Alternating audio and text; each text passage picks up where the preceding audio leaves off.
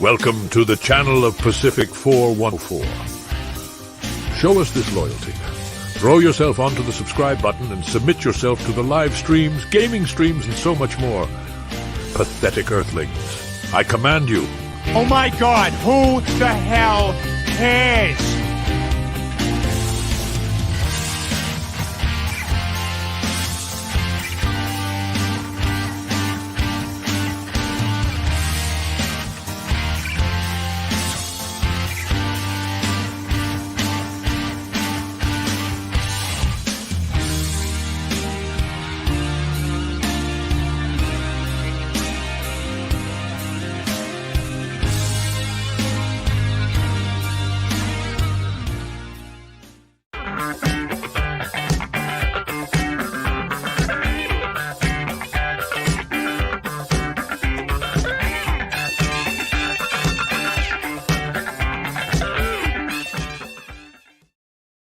Warning, due to adult language and humor, the following content may not be suitable for any viewers under the age of 18.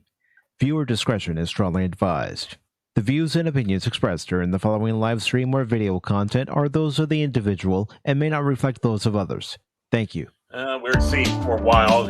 No matter the weather outside, Baron Orman Tagge, Cashmoney007 and PACIFIC414 are here to bring you the pop culture and entertainment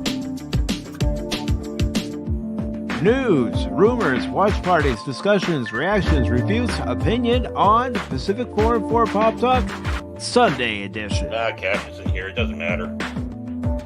You don't even need to have Welcome, one and all. Except you, Phil. I have come here to chew bubblegum and kick ass. And I'm all out of bubblegum. Good morning, good afternoon, good evening, and welcome, one and all, to PACIFIC414 Pop Talk Sunday edition, along with Baron Orman Tagge. I am the captain of this ship. I am PACIFIC414, and I am Mike. Arr. That's right. I do want to quickly thank you, Baron and Cash.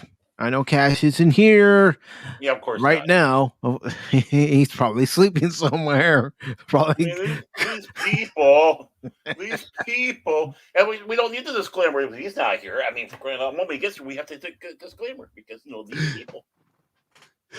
But he's probably curled up somewhere, head rested on his keyboard, and. Mm-hmm. But I do want to thank you guys for covering for me, not only last Sunday when I tried to use my tablet and that was an epic fail, but also this past Wednesday for doing a pirate going for Pop Talk. Mm-hmm. But thank you guys so very much. And oh yeah, and now Mike and I are in sync because we both got the same computer. We got that Carrie computer. It cost us $1 million each. We're able to do movies like The Last Starfighter now. Yeah. I mean, I was asking you backstage, what do you think of your system so far? I'm loving it so far, especially with its cryo cool. Mm-hmm. It's quiet. Yeah, the thing's so quiet.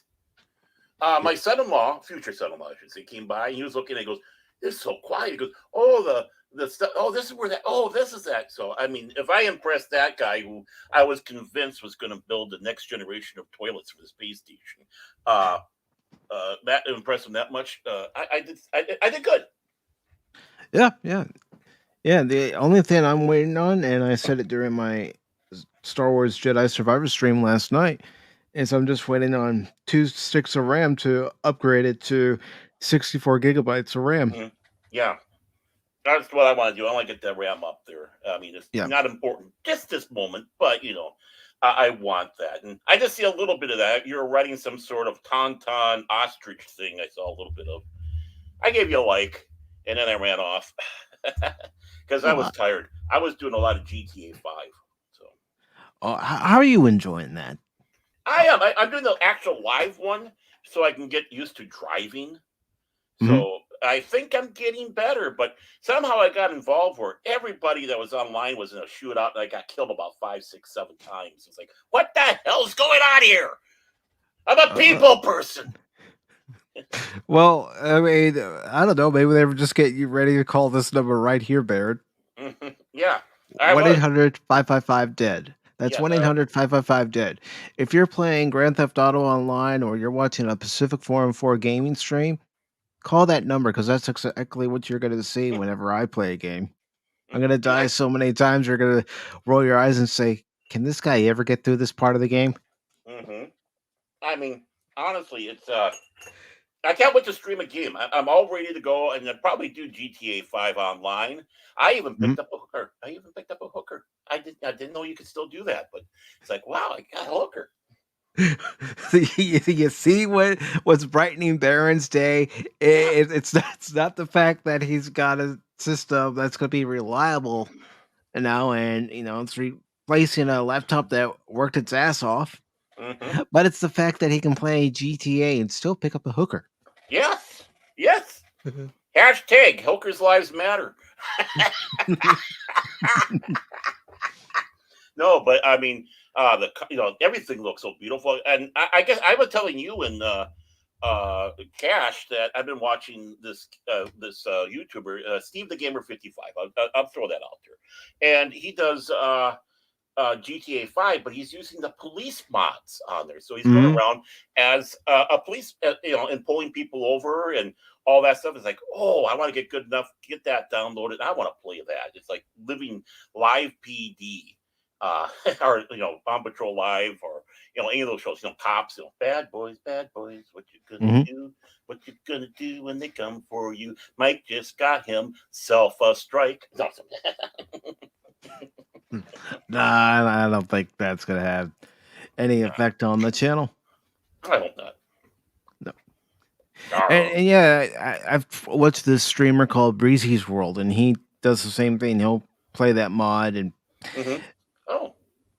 he'll go around in his patrol car, and you can hear other chatters saying, "Okay, I've got 999 in progress." Mhm. And they'll all meet up, and then after they arrest some people, they go, "Yeah, do you believe that guy was actually doing it?" It's like you're watching an actual episode of Cops, but in GTA form. Mhm. Yeah. Exactly. So I can't wait to do that. It looks like fun. Like I said, I'm doing the online just so I can get used to driving. I drove a couple of the knockoff Mustangs that they had on there. I stole them. Yeah, I stole them. Yes, right. You heard me. I stole them. I even stole like well, I don't know if it's supposed to be the Fiat or it's supposed to be like the Mini, but something in that category. A little spec car running around. And the one job was he's supposed to get the drugs. So you know, I'm trying to get this guy smashed off. I'm stealing pickup trucks. I'm stealing SUVs, and I was forced to have to use one of these little spec cars. But I finally got him with the spec car. Of You, all the you, cars, it's the littlest one I got him with. And he goes to flying, and I go, "That's it." I just ran him over. It's like he you, you landed. you know what I call the little smart cars and little cars like Fiats, snot Mhm. rockets. I tried when those things came out again, the 500 at the auto show, and I wasn't as big as I am now. I got in there, and it's like, how can you fit in this mother? You have to be literally, either a clown, or where you can fit all these people in a clown car, or you have to be really small, like a 5'6" person. 5'6", and whatever. It's like, oh, those are tight.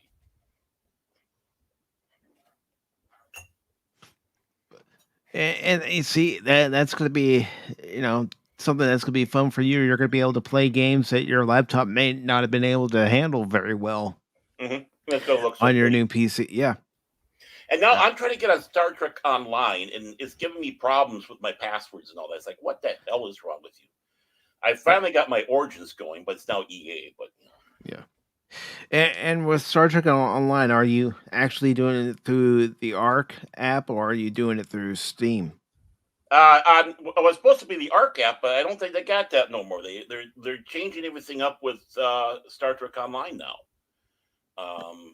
So I was actually trying to log on, on the regular website, which you're able to do to go in and look at your accounts and such. Mhm. But I can't get in there. It's like, okay, I'm gonna have to figure something out. It's a battle for another day. Well, that's what was happening to me with Mhm. after I got my computer set up enough where I could talk to you and Cash the other night. Oh yeah, yeah.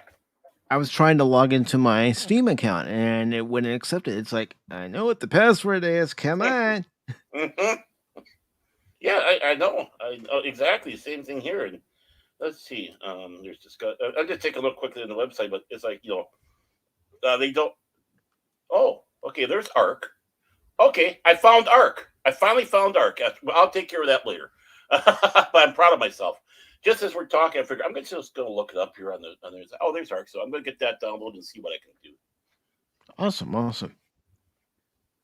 And speaking of things that we are going to do today, we are going to talk about 4 articles that I selected for this edition of Pop Talk. And I know your time's limited this afternoon, Baron, so Yeah, I'm getting dragged away. I got up to 24. No, I won't be able to make the show tonight. So the articles I have lined up for this afternoon's edition of PACIFIC414 Pop Talk are from comicbook.com, and it says Carrie Fisher's final movie confirms summer release date after 7-year delay. Holy The cow.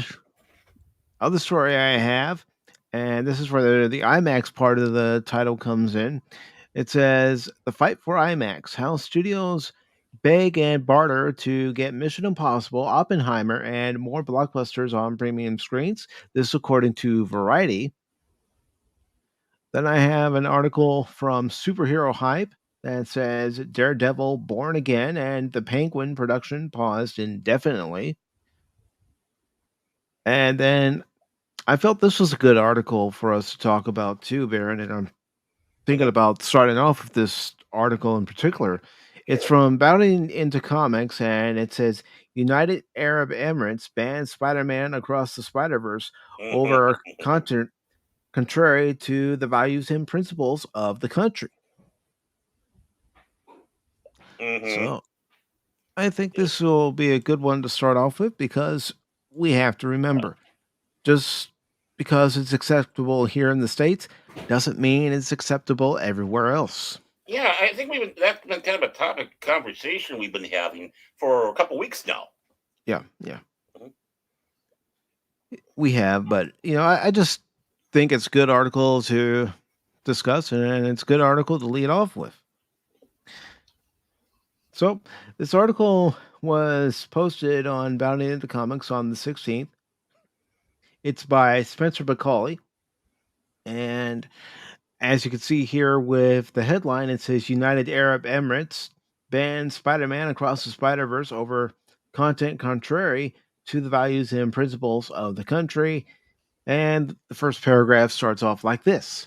While he might be able to travel the multiverse, it seems Miles Morales will not have the luxury of visiting the United Arab Emirates, as the country has banned Spider-Man Across the Spider-Verse from screening within its borders due to the film's inclusion of content contrary to the values and principles of the Middle Eastern nation.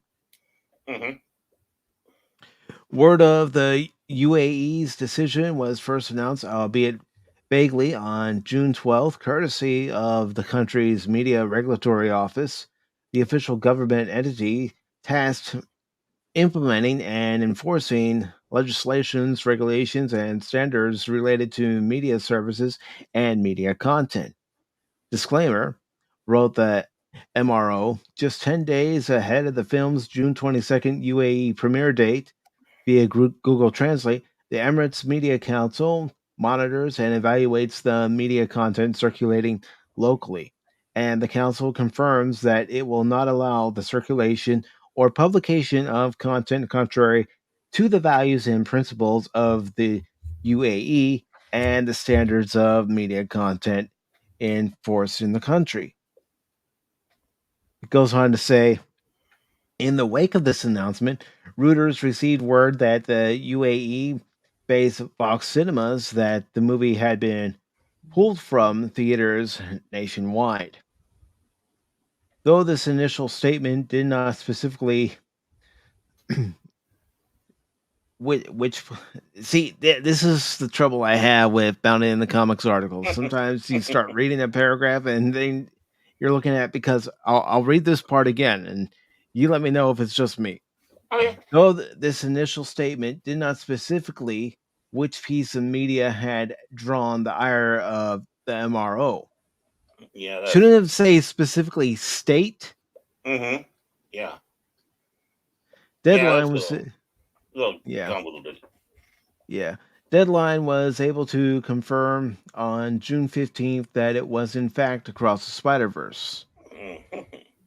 While the government did not identify the content they found objectionable, it has been speculated that this ban was issued in response to both the recent fan theories that the film's version of Gwen Stacy is transgender, as well as the young heroine's hanging of a protect trans above her bedroom door, both of which promote concepts that run counter to the country's strict Islamic beliefs. Mm-hmm. Again, different countries, different religions, different beliefs. Right. In laws. Mm-hmm. As of writing, Sony, Marvel, and Disney have yet to offer any official comment on the MRO's decision.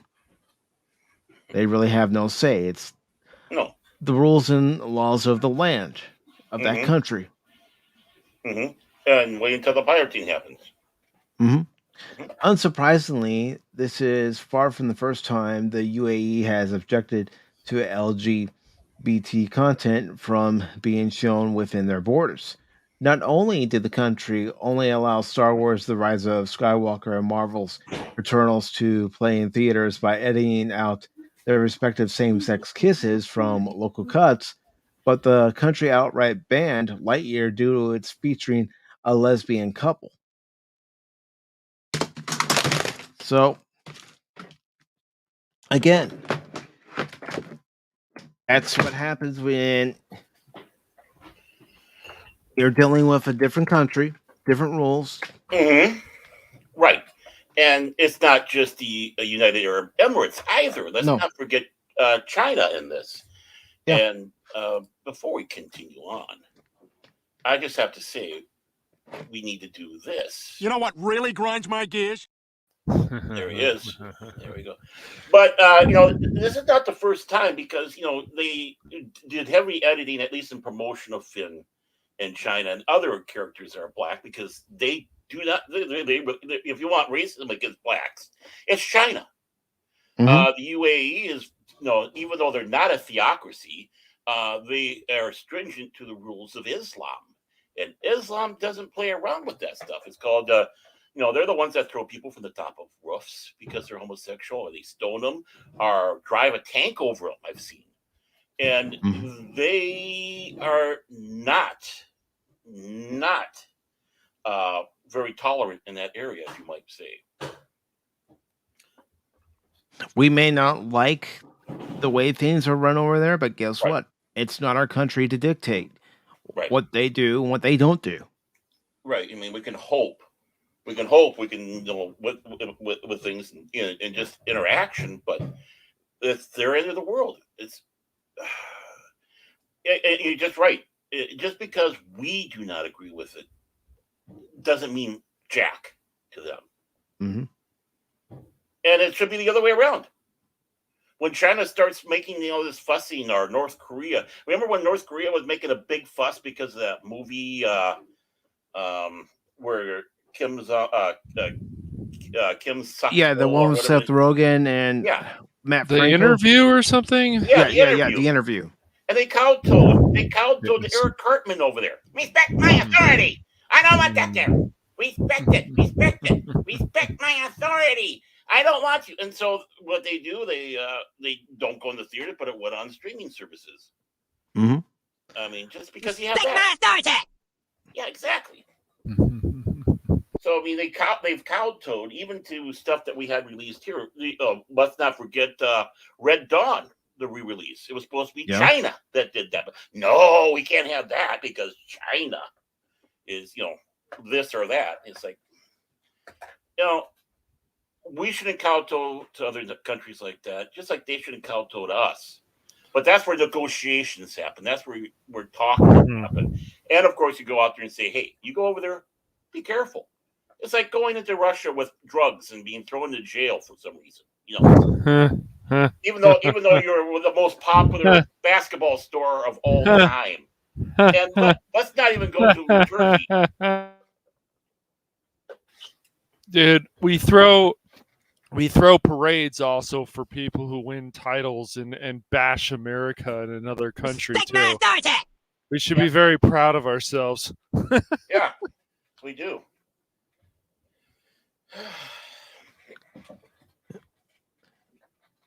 And of course, I want to address this other thing. Nowhere's in the movie do they say that she is. It's all a bunch of the activists out there going, hey, because she has a sign, let's do it. Gwen was never trans. No, Stop it. No, she's not.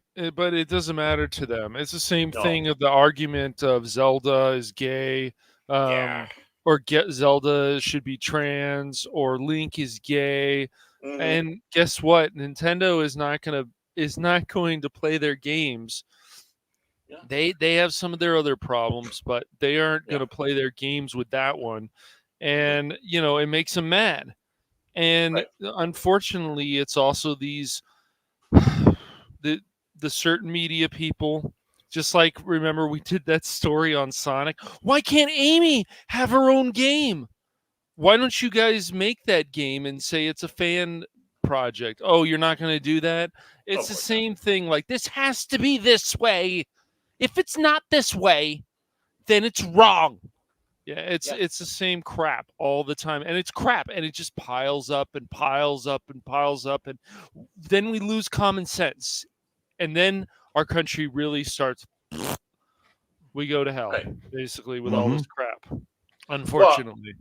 Well, yeah, exactly. It goes hashtag leave the kids alone, leave children alone, and hashtag quit coming in and destroying what we have. I mean, exactly.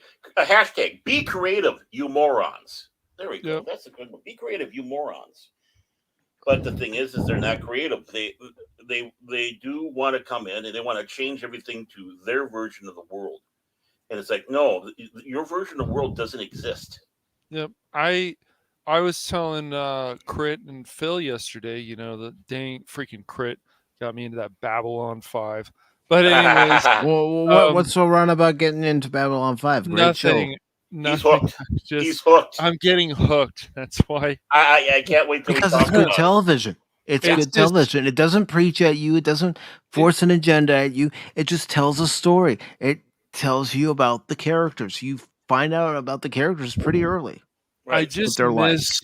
I really do, and I've always loved sci-fi because, like, Star Trek, old Star Trek, even TNG, when I used to watch that, like, even though you go back and you watch those episodes, you're like, they're not very good, but the show just keeps getting better and better. It's just, I want sci-fi again to make me think. And sometimes we get movies, but it would be great to get an actual series like Babylon 5 where they actually make you think. And I miss that. And I don't think I'm going to see that again. There's a few things. I think The Expanse has some stuff in there, but that's Apple TV. I mean, you have to decide with these streaming services, but I would love another sci-fi show to make me think, Yeah. Yeah. That's why at least I'm excited about this animated Babylon 5 movie coming out. Because that looks beautiful. I mean, you're able to get into other parts of the stories, and of course, unfortunately, with so many of the cast members have passed, at least you can get voice talent to replace them. As much, as Phil Lamar's could be voicing a character very good in it, and might be voicing the Doctor because I do believe that the actor who played the Doctor committed suicide at one point. No, the actor who played, he had a brain hemorrhage. Oh, no, or was it the actor? I thought there was somebody who did commit suicide. It was was it Garibaldi? No, he died of basically alcohol poisoning because he was an alcoholic. He drank himself to death, unfortunately. Mira Furlong died of an illness. The one who played Zathras, he died in a motorcycle accident.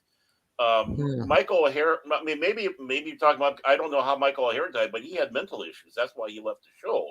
It was after he died that they brought that all up about his paranoia and all that. I don't know, what it was he was suffering from. Straczynski wanted to put the show on pause, but Michael here said, "No, go, keep on doing it. Do another character." And at least he was able to come back for 2 guest appearances. The doctor died, I believe, of a hemorrhage, kind of suddenly. It's like, oh my God, and he was the first one to go. And cancer took Andreas Katsoulis, who played Bar. Yeah. So as far as that's if there was a suicide, no important word, if it might, I would say it was Michael here, but I don't think so. And always good to look up here. And the Padawannabe says, does Babylon 5 have the Muppet type character, or was that a different series? It was a different series. You're thinking about Farscape. Oh, that's the one that had Pilot. That's had the Pilot, who was basically, because it was also done with Henson, Ryan Henson. So you had the Rigel. He was a Muppet character, as was Pilot, and of course you could see it in different other areas. Mm-hmm. Yeah. Oh, Michael Ayer had a heart attack. He passed away. Okay. Of a heart Okay. attack. Mm-hmm. So I just wanted to check on that one. I didn't think he did, but he was only 60 years old. Basically, 60 is a damn age for it, because Jerry Doyle was 60 when he passed. Of course, Michael Ayer is 60. I hate to know what the age of all the other ones were. Mm-hmm. It's like, oh no, don't tell me 60's it. 60's it. But yeah, I mean, that is great television. This is what we need again. And even though Straczynski is saying about how he wants to reboot Babylon 5, which makes me nervous, I don't think it needs to be rebooted. I would just like to see more adventures going on in this universe. I'd love to see Crusade finish, even if it's an animated form. A lot of things, unfortunately, don't need to be rebooted. Right. Some things I think are okay if you're going to add to the story that wasn't there, and it makes it interesting. That's why I still like Charlie and the Chocolate Factory, even though some people want to argue with me about that movie, but I explained to them why I like it, and still not good enough for them. Well, because it's close to the book, right? I think so, yes. Yeah. But it did make Gene Wilder upset, but I think he was jealous when he was still alive. I think that's why it upset him. Why do we need this? I'm the only Willy Wonka on screen, not anybody else. I think that's what really upset him. Yeah, and sadly at the time he was kind of suffering from dementia or Alzheimer's too. That's the same thing. Yeah, so all these greats. Oh, I know, but at least as long as we can preserve this stuff, we need to preserve it. I'm waiting for someone to come out and say, "Oh, well, there's things in Willy Wonka," but no, it hasn't happened, and I'm hoping it never will. But even the Oscars are going like, all this stuff has to change again. Like now there has to be some ridiculous criteria. Oh, you didn't have this race and you didn't have this. And I'm just like, why don't you people just go to hell? Seriously. The awards were like the last thing I feel of the Oscars and the Emmys and stuff that was even worth anything. Their shows have just been so political, and they're stupid, and they're this, and they're afraid to make jokes and stuff. That's not a good way to ever run an award show. No, stupid. No, award shows are supposed to be fun, full of laughter, right? Yeah. Acknowledging great films or great actors, great writing that came out during the course of the last year. Yeah. Right, and look at the Tonys. I mean. We have two non-binary people winning here. It's like, okay, well, whatever. Whatever, exactly. Some people. There was an actor I heard that identifies as a tree. I mean, how do you not make fun of this stuff? I just, I do that. It's called Morning Wood. Well, I'll always say it, and I'll always play this clip to go along with it. I identify as this. Yeah, sure. Just cock.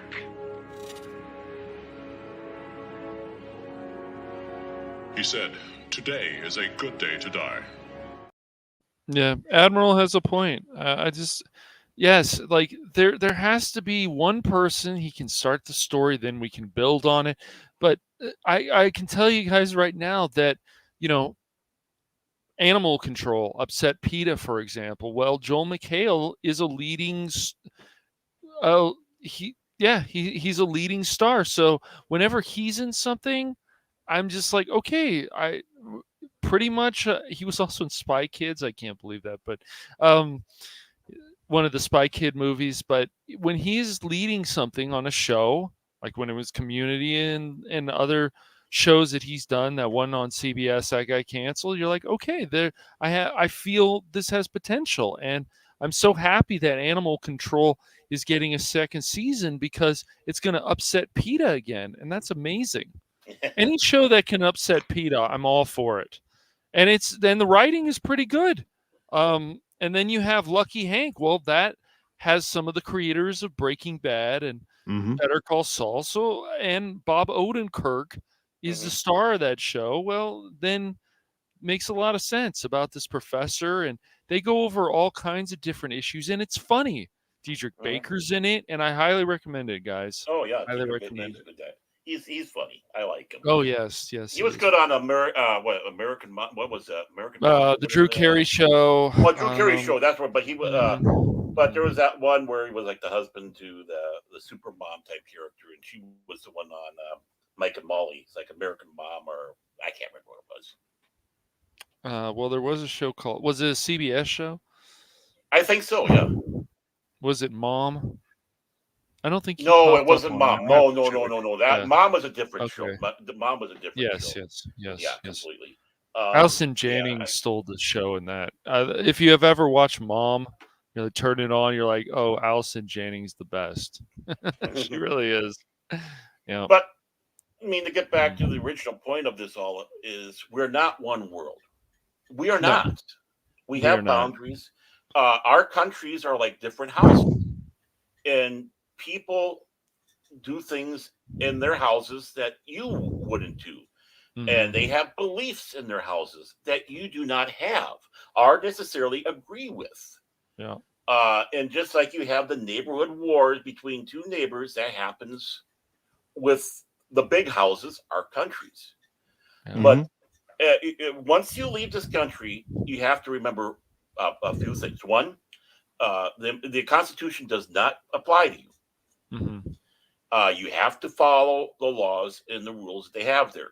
And when you get there, expect things to happen that will, in some ways, repulse you. It's like, why is that guy hanging out with obviously someone who's younger than 18? Well, yeah, because 16 is the age of consent here. Right. It does not mean we approve of it. I mean, us here. But that's what they have in their country. So, I mean, I remember when I went to Norway in '86, they had just legalized topless bathing. Thank you, Lord. And we went to, we have friends there. We had friends there, so we were staying with our friends before we did this cross-country drive. And the first thing their gorgeous blonde, busty daughter did was take off that top, lay down, and sunbathe in front of us. And it's like, I need a cigarette now.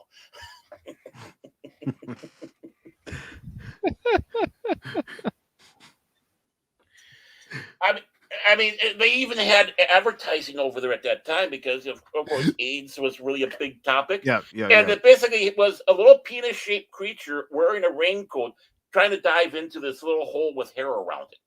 And those were billboards out in the public. It's like, wow. Different cultures. Different cultures, different way of looking at stuff. Some people, the nudity is not much of a thing for them. They'll be more than happy to whip it out. As one person said, why are you so uptight in the United States at that time? I said, well, you have people like, Oral Roberts and Pat Robertson over there that, if they saw a nice pair of titties would have a heart attack or go the way of James Baker. Jim Baker. Yep. I mean, again, you have to understand the cultural aspects of each and every country, each and every society. Right. And I think because I'm an American, I'm immune to all this. No, you're not. No. Only if you're an ambassador. Mm-hmm. And So- and do some studying up before you go to these places. Yeah. People go to these places blind, not realizing don't have an excuse now. There's enough videos that you can watch on YouTube that will tell you the mouse. Will you quit trying to walk over my keyboard? Mouse. I hope I didn't get knocked off. Am I still there? You're still here. You're still here. Yeah. Mouse is trying to occupy the space of my keyboard, and I don't. Yeah. Nice you're not the keyboard, boss. Baron. Yeah, exactly. Well, it's the same old keyboard. I'm not using the one that came with the computer. I'm still using my old one because, my fingers are fat. And this keyboard I use is great. I hooked that up, the other one up to my IMAX, so Okay. that works. Okay, more than people care to know. I'm sorry. No problem here.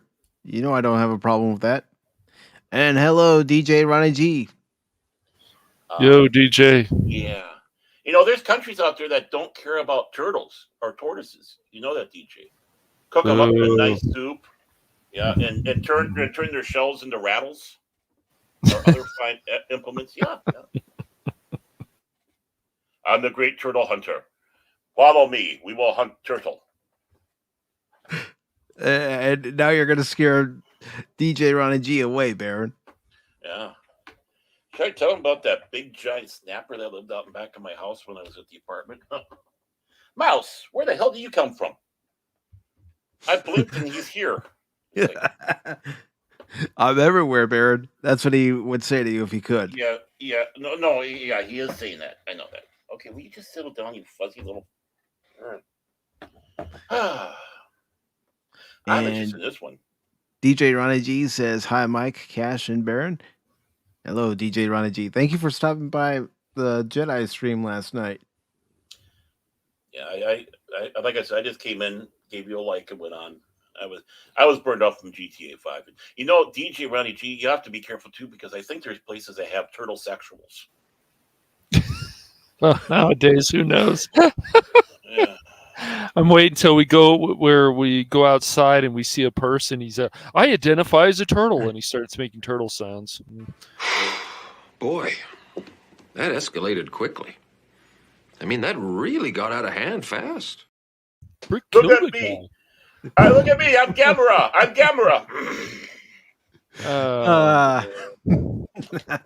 So we have this article from comicbook.com, and it says Carrie Fisher's final movie confirms summer release date after a 7-year delay.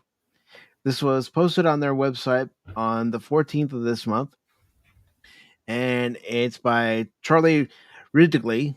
I know I butchered that. You know me. I'm going to read an article. At some point, I'm going to butcher a name or butcher a sentence. So it says Carrie Fisher's final movie is set to arrive in just a couple of weeks.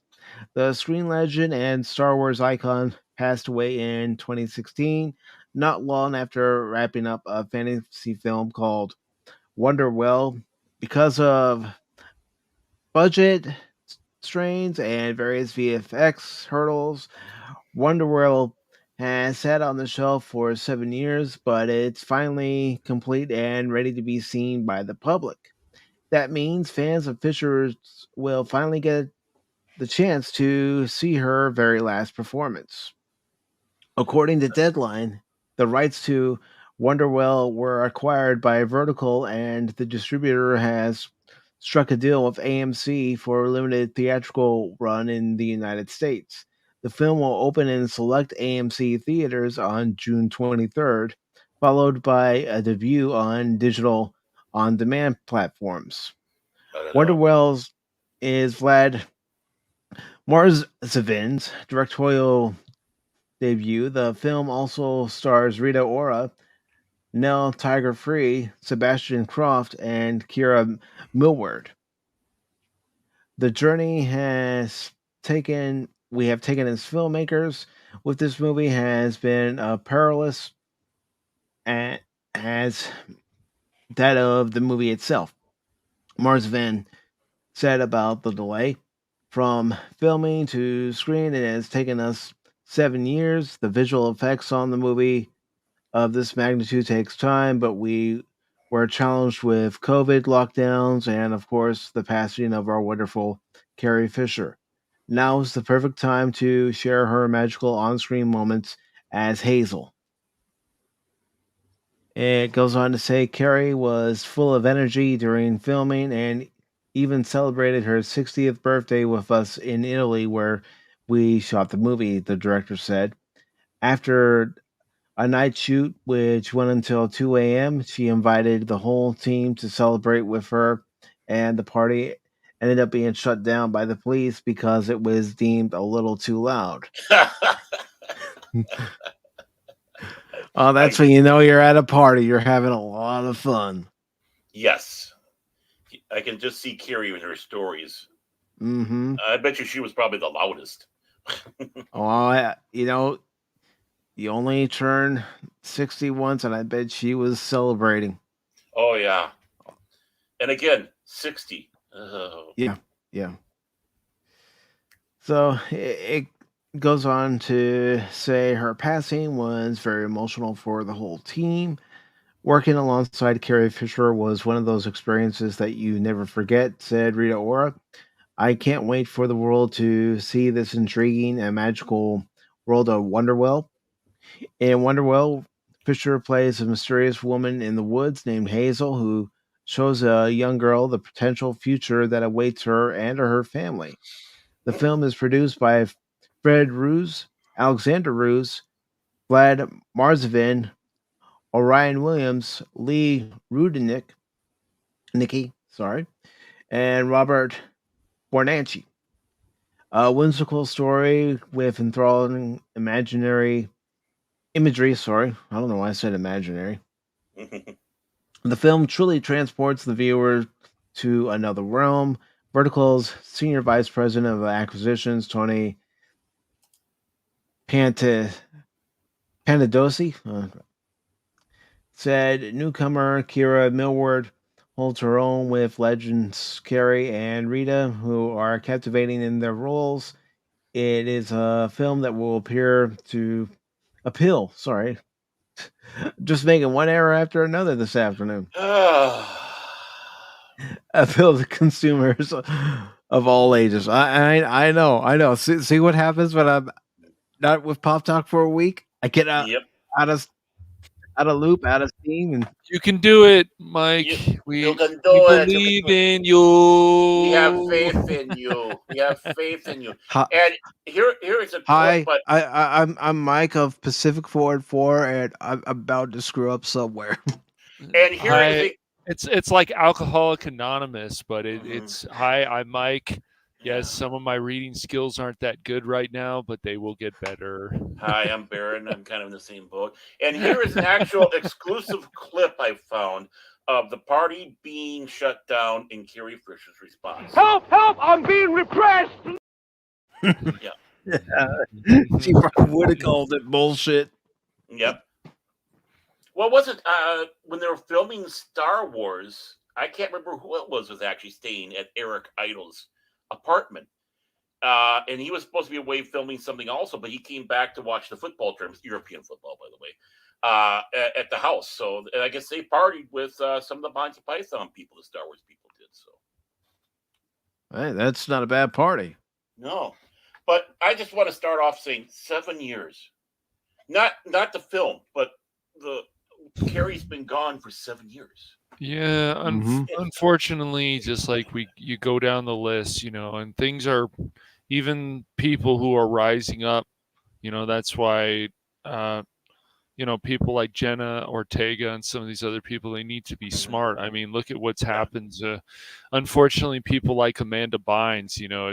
It's sad what happened to her. Some person who she didn't even know, and they found her naked and stuff recently. I mean, these situations are horrible, but once again, Baron, as I've said, we are not doing enough for mental health in this country. Not nearly enough. Go ahead. No, go ahead. Okay, I was going to say, well, remember Margot Kidder? Mhm. Yes. I didn't know much about her, but yes, my brother told me about her that she went nuts and Oh yeah. yeah. Well, look at the guy from Ferris Bueller.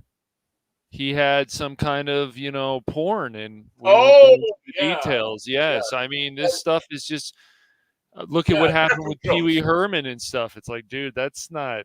And the thing is, You go down the list of these people, and you don't think that they would ever look at some of the stars. Look, even if you know about the show Glee, look at what happened with them. One of them hung himself in a. I'm sorry, but he did in a hotel. I mean, these are people who were considered at the time rising stars, and they had fame. And fame can cause drugs. Fame can cause other stuff, but if you can't handle it too, it's bad. Look at some of the musicians. Look at the lead singer of AC/DC. I mean, you can go down the list. These people were really talented. Look at the drummer of Zeppelin. right. So it's not just art. It's all kind of just different artists. Well, Bon Scott died because of drinking. He didn't. Yes, he did. No. Which is kind of funny because the rest of AC/DC are teetotalers. They didn't. They weren't partiers, but you had Bon Scott, who obviously was enjoying that. Yeah. But it's very unfortunate, But at least their music and their art and stuff can live on. But it's just the same thing. You get Jimi Hendrix. I mean, you go down the list. Phil Hartman is still, to me, tragic, very tragic. Yes. Yeah, and Hollywood didn't destroy him. It was his wife that. I know. It was. So I mean that was just tragic. I mean, tragic. If he was in good health, he'd still be with us and being absolutely freaking fun. Yes. Oh yeah, absolutely. Yes. So my question, we're talking about with Ferris Bueller and go on. Well, I was just gonna say, my question to you guys: do you still feel that even though some of our famous artists, music acts, lead singers, actors have died because of certain circumstances, do you believe that they should still be celebrated for their work? I'll go ahead and give my answer and say yes, you should still celebrate them for their work. Yes, but we need to be honest with them, including people like Whitney Houston. I thought it was really, I know it had just happened at that time, but when I was still watching the Grammys a number of years ago and I see LL Cool J, and he seems like a pretty well-rounded individual, like the fact that they wanted to sugarcoat it, that she did not do drugs was, I thought, outrageous. I really do, because it's just too much. Oh, I see Philly boys here. Yeah. Everybody hide. Everybody hide. No coupons for you, Phil. Yeah, no coupons for you, Phil. And do I really sound like I'm in a box? You sound fine to me. Okay. You sound better in this stream than you have in the last couple of weeks. If you dealing with the problems with your old laptop. Oh yeah. Well, I just wanted to make sure I'm sounding better than ever. I just don't think it helps to not tell the whole story. I don't care who it is. And I also don't think it ever helps to put out hit pieces on people because you found out something that happened to them when they had early dementia or something else. Unless they really deserve it. Well, and that Funicello, she was suffering from, I believe, MS. And she was keeping it quiet, but she'd sometimes be out there staggering a little bit or whatever. And then they started the rumors up, the press did, that she was a drunk or something like that. And then, which forced her to come out and say, no, this is what I have. It's like, oh, thank you kindly, press. F off. Especially her. She was such a sweetheart. But I think, you celebrate their talent, but you can't necessarily... you never meet your heroes in many cases. Some people are great. Yeah. Some people are great off screen as they are on screen. Other people are just biggest pieces of shit. And you just have to remember who was the good one. And of course, sometimes people have an encounter with a famous person. That famous person was having a bad day and might have snapped at them. And that person going around saying that person, that actor's a piece of shit. And it was like, the 1 out of 1,000 times that this person acted that way. And of course, what happens? They get that reputation. Yep. They do. And anything else to say about this article? I mean, when this movie comes to video on demand, I do want to check it out. Yeah. I mean, I am in the cardboard box. You know what? In 7 years, and, you know, a lot of the people I've never heard of. So this almost sounds like up and coming stuff. Mm-hmm. So that's kind of exciting. That's kind of exciting because maybe these people haven't been poisoned by the machine, you might say. Yeah. Poisoned by the machine. Yeah. And they had time to finish it up properly, even with, you know, at least they took the time between here and there and were able to make those tweaks because, you know, obviously the coof and various other BS coming in there. But I hope it's a good film. I'm really hoping because we need that. It'd be nice to have Carrie go off with something better than being remembered for The Rise of Skywalker or being Mary Poppins in The Last Jedi. Well, yeah, but she was very funny in Family Guy. So. Angela. She's absolutely fun. One of my favorite bits actually is from The Big Bang Theory when James Earl. Yes. Yeah. And they do that prank, and it was the first time those two ever met. They never met before that. That's why I say, like, there's a lot to like about The Big Bang, but what happened was, just like a lot of shows, unfortunately, things fell off. Sheldon's monologue wasn't as funny. There were some episodes of stuff that wasn't as funny, and I really think they did themselves a disservice of going away from the nerd culture. If they kept more with the nerd culture, I think it would have been better. Like, I did like the relationships, but you know, this show, that's why the one who played Sheldon, Parsons, won an Emmy for his role because it was really funny and it was definitely something different. And it wasn't because the guy, he might have. I'm not sure. Yeah. Well, yeah. I mean, and I think when they started going away from the geek stuff on there, that's when you started getting all the normies coming in. Hey, look, they're just like me. I'm a geek too, and yeah, but those people will come anyways, Baron. I mean, look at the fan fiction people put out for My Hero and stuff. It's like, I don't want to be a part of this stuff because you say something that they don't like, you know, you're out. How dare you? Blah blah blah. And I don't like groups like that. No group should be like that, man. Right. But they are, like, unfortunately. Yeah, well, it's like the erotic homosexual relationship between Kirk and Spock fan fiction they had in the 70s and 80s. And now it sounds like they want to do that with, you know, strange, odd new worlds, you know. And it's like, you know, because they've been teasing that Kirk and Spock are going to get together. It's like, no. No. Kirk doesn't like the exhaust port. And it's fan fiction, but like those are the kind of groups I don't want to be a part of. Other people like that stuff, cool, whatever. I just don't want to be a part of that stuff. That's not how I've ever seen those characters. Yeah, exactly. I mean, if you have fan fiction where you actually are true to the characters, that's one thing. But most people do fan fiction, try to put themselves into it, and then they want to start twisting it to what they want. And dude, they don't understand, and even Jace has talked about this. Like, there's characters in there that are gay, and this. You have to understand. Any character you should be always building. Oh, he's gay. People feel this way about him, but he tells them to screw off because he's trying to actually better himself. It's just like that whole thing also with the Star Wars. Well, I was oppressed. It seems like, but I'm going to beat this and whatever. Come on. How many times do we have to hear this kind of story? Even in a game. Come on. You lost credibility when you brought up Jace, so I mean. Oh my God. No. I'm kidding, Jason. If you watch this, I'm kidding.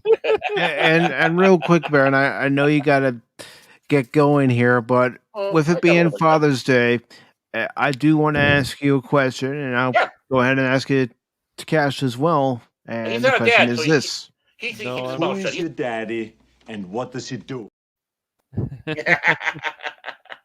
Well, you know who my dad is. So. Well, my dad taught at a university for many years, Mike. So. Oh, listen to this. My dad was in the university for many years. That's why I am the way I am here. That's why when I go around other campuses, you know, I hear this. Cash Money can put his change in my piggy bank any day. because I get my little monocle. Yes. And, Yes, university. It's like the guy on the Family Guy with the protruding jaw on the. That's you. That's you. That should be your new avatar, Cash. There we go.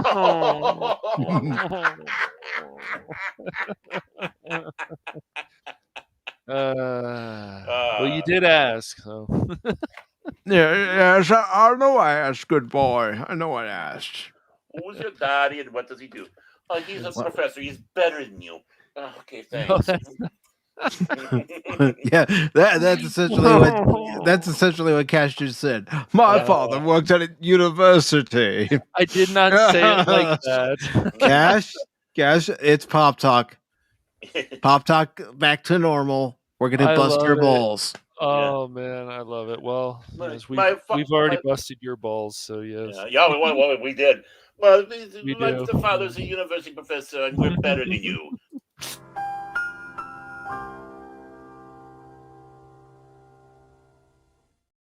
See, that's what it is. It's hilarious. And I got a little bit of time. I mean, the dinner's at 2:30 our time, and it's right down the hill. So. Oh, he's got a little time for us, Mike, doesn't he? Really?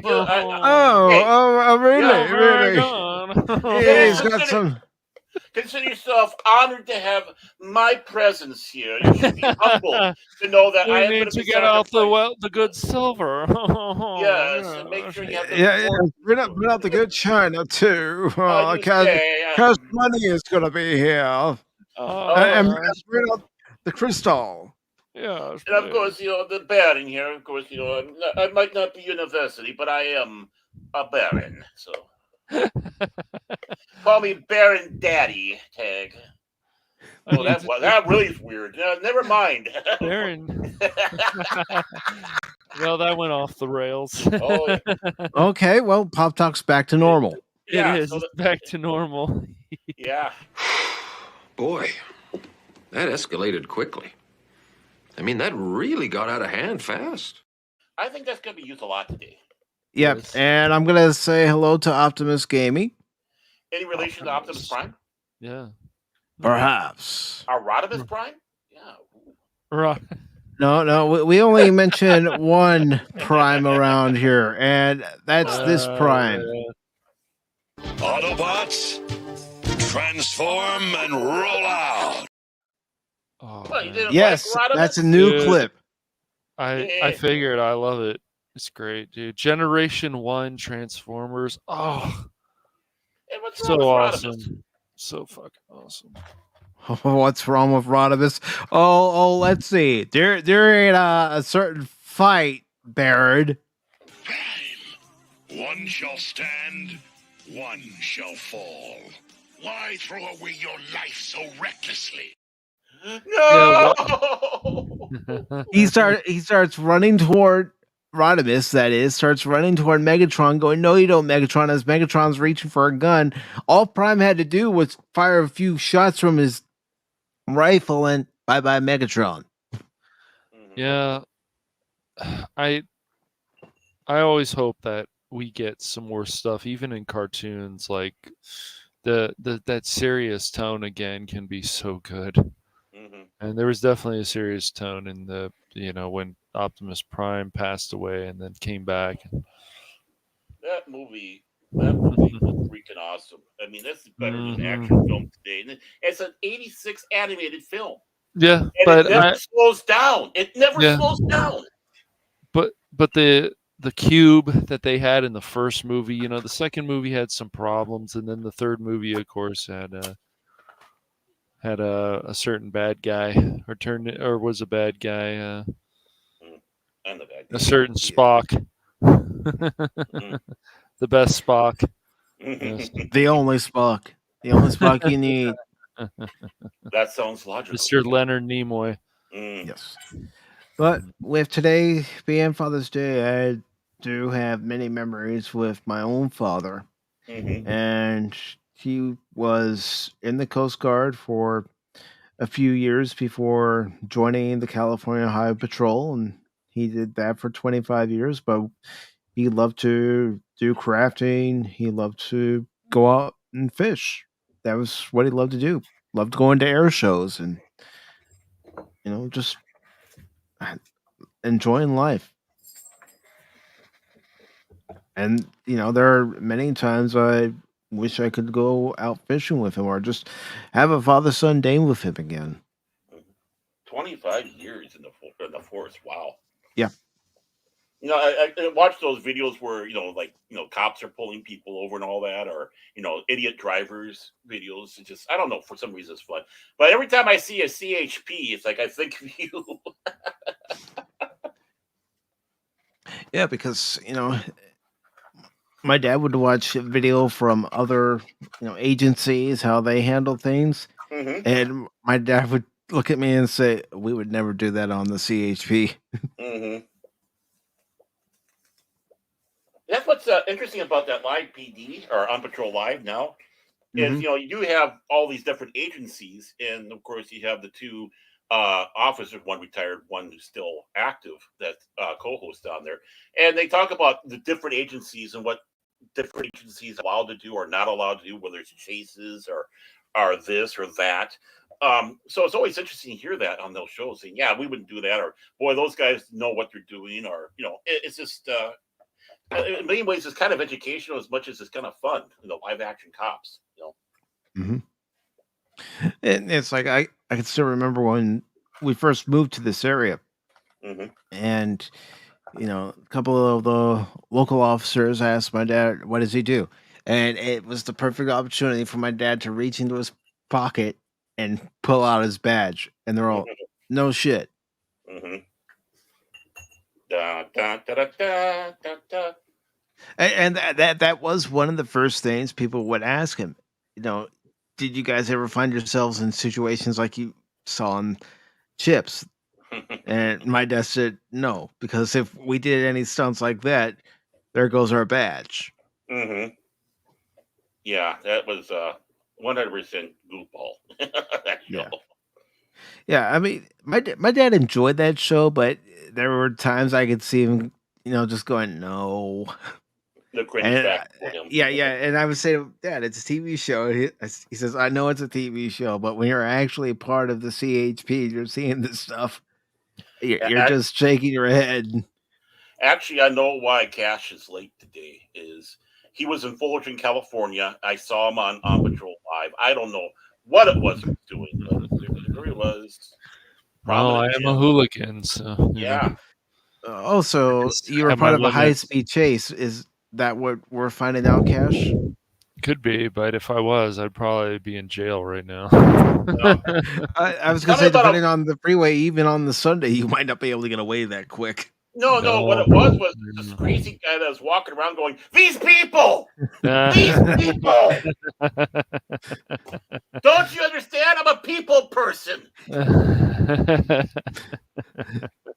I'm playing that clip. I'm going to play both clips, actually. Here we go. What would you say you do here? I have people skills. I am good at dealing with people. Can't you understand that? What the hell is wrong with you people? And not only that, he had an unregistered swing line stapler on his position.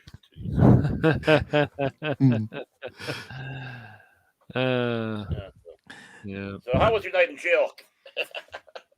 Pretty good. It's been pretty good. 3 hots and a cot.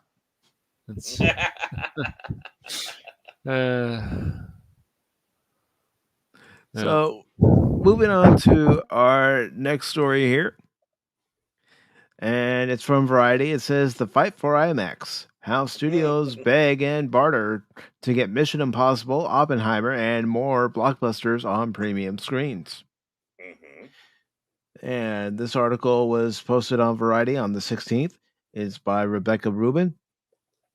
It says, "There's been a battle brewing between two of Hollywood's blockbuster talents. In one corner, Tom Cruise is gearing to take a victory lap from the behemoth success of Top Gun Maverick with a sequel to his other big action franchise Mission Impossible Dead Reckoning Part 1. It's expected to be one of the biggest movies of the summer when it opens on July 12th. In the other corner, Christopher Nolan, one of the few directors so famous that his name alone can draw crowds, is ready to release his highly anticipated Oppenheimer. The big budget drama about the creation of the atomic bomb launches just a week later on July 21st. Sweet. Yeah, And I am and interested in seeing both. Yeah, and Phil's been, I mean, not Phil, but Cash has been simping over Christopher Nolan this whole time. I have not, dude. Christopher Nolan's pretty amazing. Thing about, Oppenheimer. No, you've been simping, I tell you. What, dude? Oppenheimer. I'm a Nolan fan, man. So yeah, yes, that's what I mean. I'm excited, but I think the guy in some ways is somewhat of a genius. But no, I'm not going to go, stalk him or anything. It's not worth it. Next week, Christopher Nolan's in Fulton, California, and they take down a guy. It's just nice to be excited about something again. Like, I did enjoy Fast 10, but it wasn't like, oh, this is the greatest thing I've seen in a while. It's just, yeah, it's nice to be excited about some movies again. And those Mission Impossible films have certainly been delivering. And yes, I'm excited about Oppenheimer. And I never hated Tenet, but Tenet wasn't one of my favorites, but I did enjoy it. The article continues by saying at the center of the drama is access to IMAX and how the company's 401 North American screens will be divided between the two box office draws. Except in this case, there wasn't much to negotiate. Paramount's Mission Impossible 7 is only playing on IMAX screens for 1 week, as first reported by Puck, a newsletter that covers the media business, before it has to relinquish all of its showtimes to Oppenheimer. You did good there, because I would have said that name wrong. I don't think I would have said Puck. That's despite Cruise making a few calls around town to remind everyone that not even a year ago, Maverick earned more than $100 million from IMAX alone. By shortening the IMAX run of Dead Reckoning, he suggests all involved parties risk losing out on serious coinage. Yeah, he was making quite a history for that. I think I brought this up a few weeks back. And it goes on to say, but long before the off-delay MI sequel moved to mid-July, Universal had already ironed out a rare agreement for Oppenheimer to control IMAX's entire North American footprint for 3 full weeks. Directors like Nolan, who use IMAX cameras to film their movies, are typically granted a 2-week exclusive window. Greta Gerwig's star-studded Barbie, which also opens July 21st, isn't playing in IMAX at all as a result. That one doesn't need to be in IMAX. No. I feel sad in a way we can't accommodate all of them. I know Mission Impossible is going to be a really big movie. IMAX CEO Rich Gelfond tells Variety Nolan has a special place in IMAX's heart because he uses our cameras and promotes us. It's not a matter of us saying which we can make more money on. I would hope after Oppenheimer's run, we can bring back Mission. There are maybe more of these fights brewing in the future. Here's why: attendance hasn't rebounded in pandemic times, but the demand to watch certain movies on biggest and brightest screens known in the industry as premium large formats has grown exponentially. Last sound like spin from PLF operators that are stats to back up the idea that audiences are buying what they are selling. Moviegoing is down 33% from 2019, but the market share for IMAX, one of the art's more recognizable forms, is up 50% without adding any new screens, according to the company. On a big budget tentpole, those enhanced viewing experiences can account for as much as 30 to 40% overall box office returns, even though there are only about 900 PLF screens in the country. Goes on to say, as a result, studios have more at stake in the battle for access finite to the finite number of screens that can generate outsized tickets. To pluck a recent example of IMAX's box office, take Sony's Spider-Man Across the Spider-Verse. The animated comic book adventure opened to a mighty 120 million from 4,313 North American locations and averaged $19,736 per location on standard 2D screens. In contrast, it brought in, excuse me, an average of $25,159 per location on PLF screens and $34,214 per location on IMAX screens. It says those figures defy conventional wisdom that price deters people from going to the movies. Tickets for PLF are significantly more expensive, costing up to $28 in major cities like New York City and Los Angeles, compared to $18 for regular 2D seats. They're not that much around our area, but they are up there. Yeah. I think they're closer to like the $18 mark around Right. here. Right now, if I want to go to a matinee, it's $11 at my local theater. That's for a matinee. Yeah. It's actually $15 if you want to go to an evening show. Okay. Yeah. I believe in matinees. Yeah, me too. Mm-hmm. I've always believed in matinees. Not because I'm cheap, it's just because I want to be able to get the most for my money. I'm cheap. And this article goes on to say, and yet those formats are usually the first to sell out for visual effects heavy movies like Oppenheimer and Mission Impossible, with dazzling graphics, crazy stunts, and talent that says, nay, insist it's not just the best, but the only way to experience their films. And goes on to talk about a few more things. I don't think we have to really cover anything else. Nah, we got the crux of it there. Yeah. Now, my question is on all this is back in the old days, when they had a situation like this, especially when you had some of the fancier films that were with 35 millimeter, fantastic blow your socks off, because that time it was. They'd have one showing one film, then the next showing would be the other film, and then they stagger that out because we only had the one theater to put this in. Why can't they do this here? And I know some places actually have 2 IMAX theaters sometimes in the theater. I mean, how hard is it to have one in one and one in the other? I don't understand. Why can't they go and do that again like they used to do in the old days? I'm not sure. I don't see how hard it would be. It wouldn't be hard at all. No. So I just don't understand. I don't know why theaters have to fight for IMAX and movies. If Oppenheimer wants to be shown in IMAX or some other film wants to be shown, I don't know exactly how it works. Do they have to pay more? Do the studios have to pay more for them to be shown in IMAX? I guess I don't know what the problem is, but I don't know.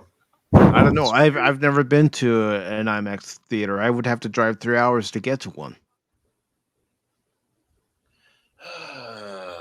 Always complaining about that. No, I'm not complaining, Baron. I'm kidding. I know what you mean, though. But I've seen IMAX theaters. I mean, of all things, the Minnesota Zoo had the first IMAX theater here, and even Valley Fair had a small IMAX theater you could go. You had to stand and watch it, but I mean, because it was the cool and the thing. And then you had the OmniMax at the Science Museum. So, I mean, I've seen my fair. I think I even saw Dune on the IMAX, which was impressive. It really was. Would I see it on a smaller screen? Yeah, I would. I don't think things would have been lost on that. But again, are we that jaded that it's not in an IMAX film or it's not in 3D, I'm not going to go watch it? I'm going to wait until it comes to my on video. I can watch it at home on a TV screen that's a hell of a lot smaller than the movie screen. I mean, the only reason that like 3D can be nice, but like stuff like Avatar 2, like if you're gonna watch that movie, I think it's the best to watch it in 3D. Oh, yeah. And especially some of the water effects are just incredible. But you sound like Crit now. Oh yeah, and I saw How to Train Your Dragon in 3D. I actually got to see that free because when I was doing Viking stuff, we were dressed up as Viking and putting on some shows for them and say, "Come on and watch the movie." It's like, okay. So. Yeah, but Avatar 2 still has the same problems that Avatar 1 has. Some of them. It's definitely worth it, Baron, I would say, to see it in 3D. If you're going to see one movie in 3D, I would see Avatar 2. But when it was around, I don't think there's, Crit's seen like more movies in 3D than I have in theaters, and I go, I don't know if some of these movies need to be in 3D personally. No, they really don't. I don't know. I don't think it's really a big deal. Like, do I want to see The Flash in 3D? I don't think You don't want to see naked Ezra Miller running around in 3D? Come on. Oh, God. Come on, Baron. You know what? Uh-oh. Just for that, Baron. Just for that. You hit the trigger words, dude. I guess I did. All right, youngster, out you go. Don't come back. Ever. We're trying to have a nice show here, trying to have nice things here, and then he has to go and say that. Welcome back to Pop Talk, everybody. We're back to normal.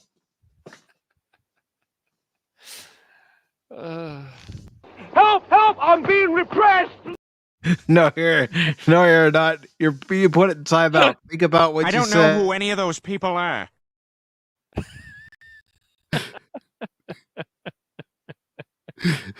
Yeah, well, I can play that game too, but That's the dumbest thing I've ever heard. How about new?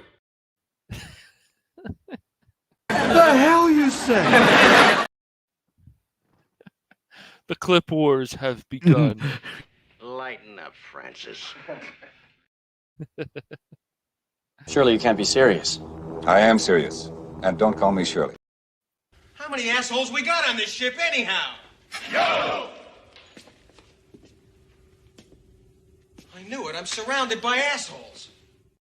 If you've got an issue, here's a tissue. I'd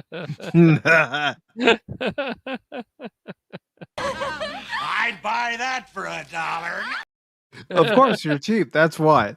To be the man, you gotta beat the man, and I'm saying, woo, right here. That's it, man. Game over, man. It's game over. Oh, no way. No, no. You cut didn't out. my Cut off the I hit it fast. Oh, Here, yeah, this is right. To be the man, you gotta beat the man, and I'm saying, woo, right here. I'm the man. There. I hope. Because I was expecting you to come back with this. Yeah, well, that's just like your opinion, man. No, it's more like this. Do you see what happens, Larry, when you fuck a stranger in the ass? What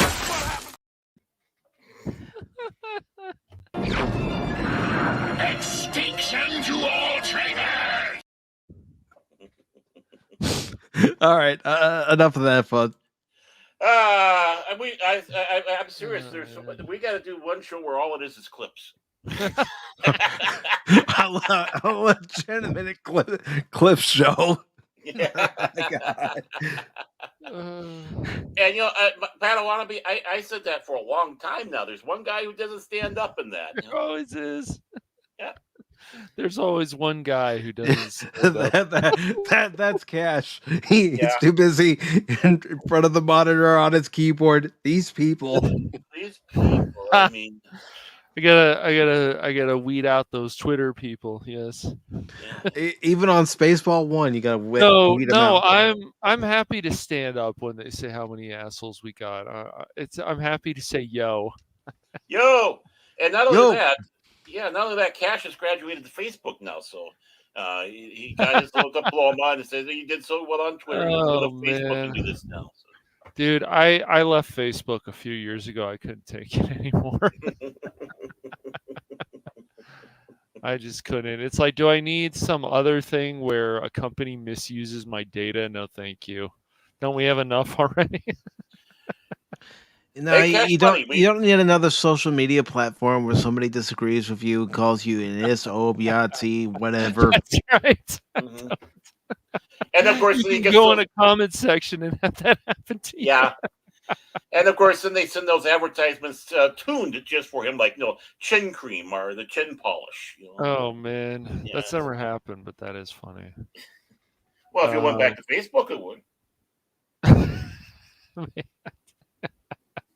Well, when you laugh at these people too, and they expect you to get all upset, and you just laugh at them, it really makes them angry. It's very funny too. Oh yeah, that's all I do now. I laugh at You just laugh at them. You're like, that's not even true what you said, but sure, you be you, man.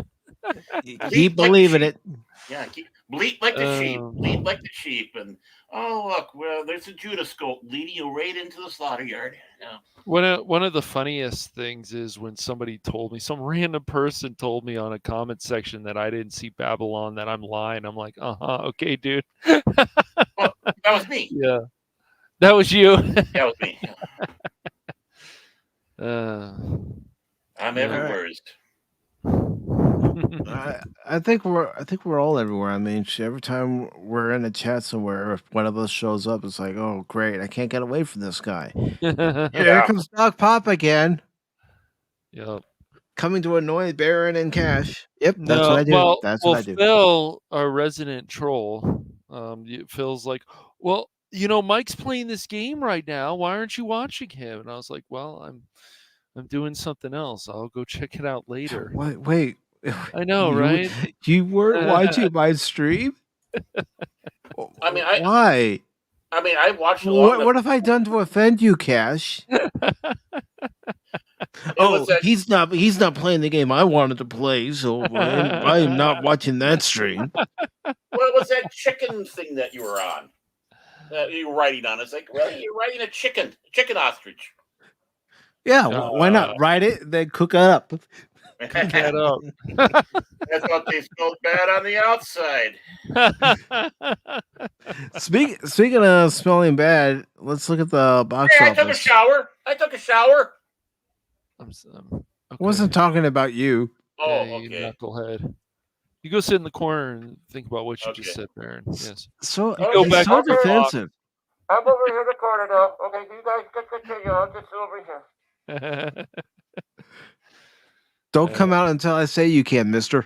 So I'm going to guess that The Flash did actually bomb, or did it not? It made $55.1 million. Let's check the budget, how much it cost. All right, I can. Well, can we check IMDb doesn't show the budget, so I'm going to do a. Okay. Yeah, that's okay. I'm curious. I think I'm going to guessing do a Google 300 search. something. Because isn't this supposed to be one of the most expensive movies to come out this year? Well, not only that, all the delays and all the other BS they had to put up with this film. And, I mean, this film was supposed to have been out a long time ago. Look, I can't. We had somebody the other day defending Ezra Miller, and I'm just like, dude. Oh, well, there were allegations. Dude. The projected budget, according to the Google search, is $220 million. Oh, no. Ouch. Population you, bro. Yeah, and I don't think they even take into account the advertising budget for this. Right, the advertising budget is a big deal too. But if this movie does well overseas, then it's considered a hit. So. Well, let's go ahead and take a look at its domestic and its worldwide gross. And there's the domestic, 64 million. And then 75 million for the international. I think this movie is probably considered a bomb then. Yeah. Already. People were saying that, and there's only one thing that you can say. It's Ezra Miller. This might be a great film, but Ezra Miller is eating people away. I don't know if it's good or bad, but I'm just saying. I think it's a lot to do with Ezra Miller, yeah. And I think a lot of people are going to see this film not for him, but for Keaton. Yes. People are almost talking about this being a Batman film. Yeah, That's that's how what bad I've it is. heard other reviewers Yeah. refer to it as a Batman film. Yeah, I'm just hoping my brother forgets about it, Baron. I want you to tell all your friends about me. What are you? I'm Batman. What are you? You know you're going to be seeing it. You know it. You're going to be dragged, man. You're going to be dragged. Oh man, I want him to forget. Yeah, it's going to be Lightyear all over. No, I want him to forget. Oh, Lightyear was so bad, but at least I can tell you guys it was so bad. It was so bad for a Pixar film. You never wanted to live in the United Arab Emirates so bad before, huh? Sorry, can't see it. It's banned. Right? So we have The Flash here with 55.1 million. And then we have Elemental at 29.5 million. And I'm sorry, I think Pixar films are dead. Yeah. Disney. I don't know if Elemental bombs. It's going to be a big problem for them that they're doing something wrong, because those movies should be making. Look at how much money Soul made. I have to check, but it was a really good movie. And then what happened when it came out? People started criticizing. Oh, why don't we have black voices for these characters? This is about jazz. Blah blah blah. I'm like, yeah. So are we supposed to get mad when a black person plays a white character? You know, does a voice of a white character? Give me a break, man, with this stuff. Doesn't bother me. No. I don't care not about at the all. ethnicity of the actor providing No. the voice. No, it's What I care stupid. about is what kind of job they're doing. But if you're going to change the characters like Simpsons, that Simpsoid, yeah, that Simpsons did, you need to get somebody who sounds a lot like the character. Yeah. But see, that's just it. Their sound was also so offensive. And who were the people that were least complaining about Apu? It were Indians. Yes. They There's loved that the stupid documentary, and then of course Hank Azaria just had to pander and be like, "Oh, go on to Stephen Colbert." Shut up, dude! Give me a break, man, with that stuff. Sorry. Yeah. I'm so sorry. I'm so sorry. I'm sorry. It's like that BP thing of South Park. Sorry. I'm sorry. Sorry. That was so funny. So the other movies that they're showing for the top 5 was, Spider-Man Across the Spider-Verse that made 27 million over the weekend. To be more precise, 27.9 million. And then you have Transformers Rise of the Beast, which made 20 million. And then, of course, The Little Mermaid at 11.6 million. But, so far, of the summer movies that have been released, none of them are actually doing game busters. None of them are firing on all cylinders out of the gate. Right. Even Guardians of the Galaxy 3, like, is it actually going to break 1 billion worldwide? I don't know. It's at 800 million something, so I think it's probably considered a hit, but yeah. I don't know. Not as big a hit as they wanted. Right. Exactly. Exactly. Which in their book is a loss. What about I'm still maintaining that Guardians of the Galaxy isn't going to make $1 billion. Yeah, I've said that from the beginning. Across the Spider-Verse, is that still doing well? I guess that's doing pretty well. Yeah. Well, it's down 49 point. No. That percentage they had up there was. I think it's already made its money back because it didn't cost that much to make. So yeah. Yeah, Right. I think it's probably considered a hit. How But you're can right. Maybe not a bigger. Maybe they wanted it to be a bigger hit than it is. I don't know. Well, it's because of United Arab Emirates. Those bastards, they're the ones that's ruining it. Right. And then, of course, Transformers: Rise of the Beast, 227 million worldwide. It's getting, I can't really say the majority, but a good percentage from the international box office. Yeah. So it's probably considered a hit. And what did it cost? Like 100 million, maybe less. I can find out. Okay. Let me look that up. Oh, you know the numbers on Transformers ready to go. Actually, I didn't. Oh, somebody needs to mute Phil for that last comment. Oh my gosh, Phil, really, dude. Oh, it's Phil being Phil. Boo, Phil. There should never be a Caddyshack 3 ever. No, Phil. Dang it, Phil. You may have been able to get some, and I mean some, involved in watching Caddyshack 2, but there are those of us who are smart enough to do another stream. Man, Caddyshack 2. He almost got Michael to watch Caddyshack 2. Isn't he evil? I told you he's evil. He can't be. Really, he's devious. Come on. And then he said he wanted to get the whole Paul's family to watch Caddyshack 2. I'm like, dude, if you pull that off, you know what? No, we don't want him to pull that off. That's horrible. You know, Paul's father is a pastor, and there can be excommunication things happening. Agreed. Yeah. So for Rise of the Beast, its production budget is estimated between 195 to 200 million. Huh. Okay. So it's done pretty well then. Hey, we need to have Ice Pirates. We do need to have a watch party for Ice Pirates. Oh. It's been ages. Is that a good movie? It's fair. I mean, it's been a long time since I've seen it, but the big thing is the space herpes. Space herpes. Yeah, space herpes. Yeah, for real. And running up the top 5, because I'm not doing the top 10, but the top 5, we have The Little Mermaid, and this is what it's made. Bomb. In its release. Bomb. One of the highest, it was like 300 and some million that it cost, and then you said ad revenue. Excuse me. So it's definitely a bomb. I don't know, but if Elemental bombs, Disney's going to have to go back to Elemental. Like this whole thing, it kind of sounds interesting. Elements that can't be together, but then they're putting like real world politics or like crit funds or something. It's like he wants me to make sure that this movie is going to suck, but it's like you haven't seen it yet. But it's just, if this bombs, then this is another Pixar movie that bombs.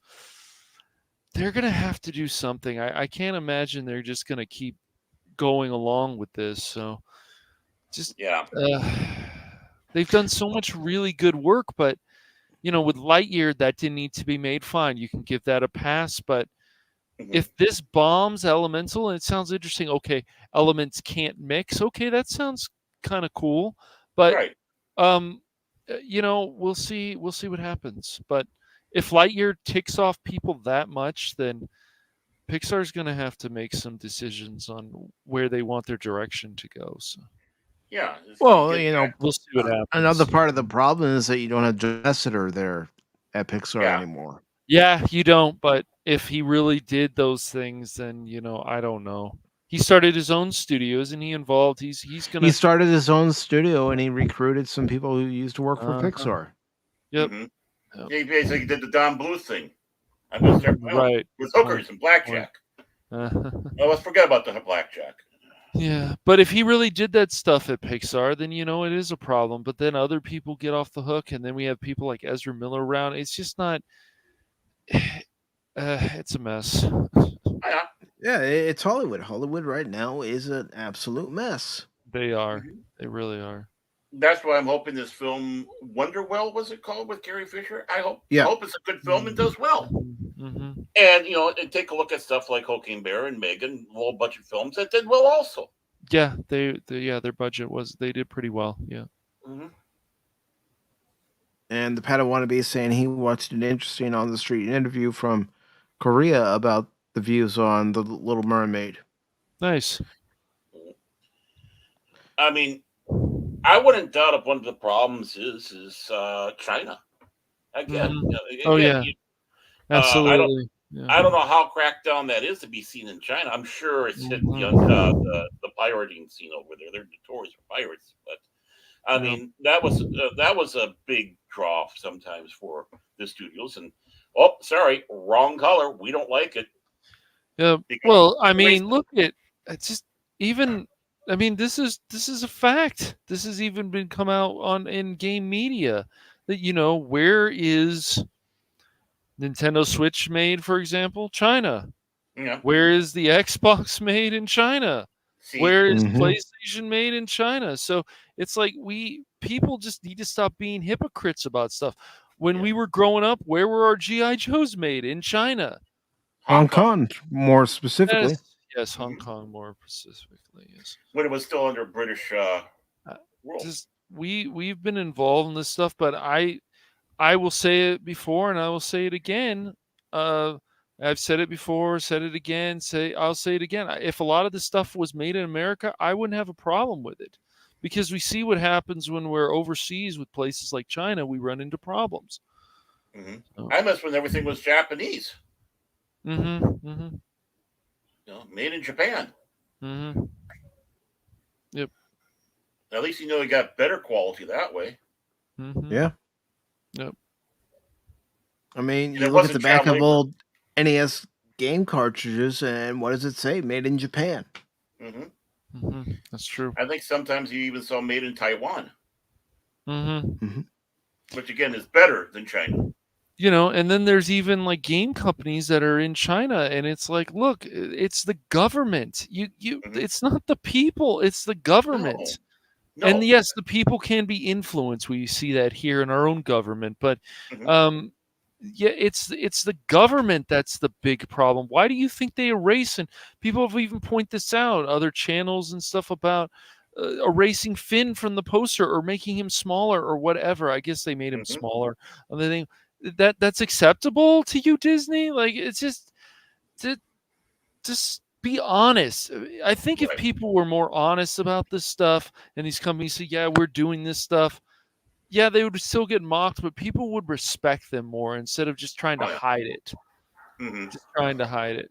Yeah, the hypocrisy and duplicity of these studios is ridiculous. It is. It really is. Yeah. So is there anything else you want to add on the box office before we move on to our last article? Yeah, I guess I do have one other thing I do want to say about the box office. It's simple. It stinks. Straight and to the point. Yep. It does because, prior to everything going to shit, the box office was doing well. Yeah, here we are. Doing, yes, but it's also the movies. I mean, you even got stuff that, it's a mess. The Last Duel comes to mind now. Of course, that was around also COVID and stuff, but it wasn't marketed well, and that was a really good film, and it was based on a true story. Maybe loosely based on a true story, but it was still an interesting story about these three things where they connect. And did one of these men actually sexually assault this woman? And this was actually based on stuff that actually happened in real life. It really was. And so, but Mr. Gladiator Man, not Russell Crowe, but the one who created Gladiator. Yeah. Yeah, not Tony Scott, but his brother. No. Ridley. Yeah, Ridley Scott. Yeah. He was upset about it. He's like, oh, the millennials didn't come out. I was like, dude, this movie was marketed poorly. That's one of the problems. And yet Gucci, that he also did, was a good movie. It was good. But I would say it was the best because Adam Driver was, not because of Lady Gaga, because of Adam Driver. He is a good And I actor. do want to say hello to Fat Steven and everybody who's rating from Fat Steven's channel.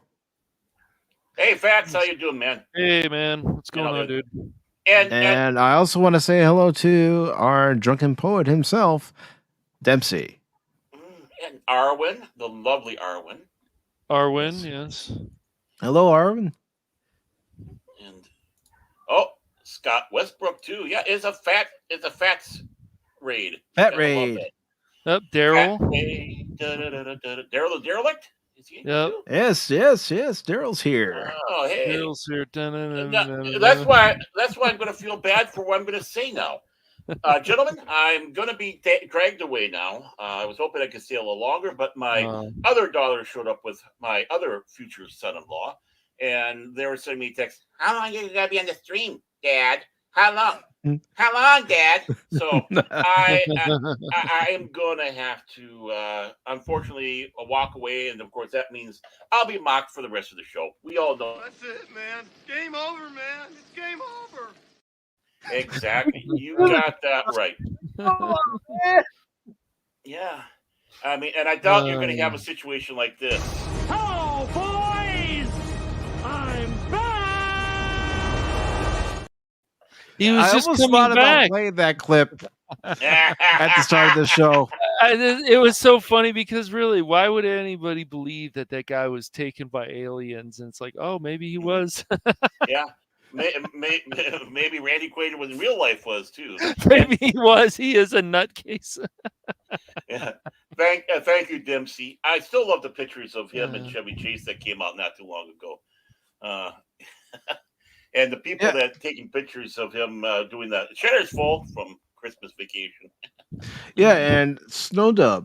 I don't know if you guys watch Snowdub, but he's another YouTuber I watch, and I also follow him on Instagram. He got some pictures taken with the Vacation cast, and Randy Quaid is in the group of pictures that he has on his Instagram, and so I thought that was pretty cool.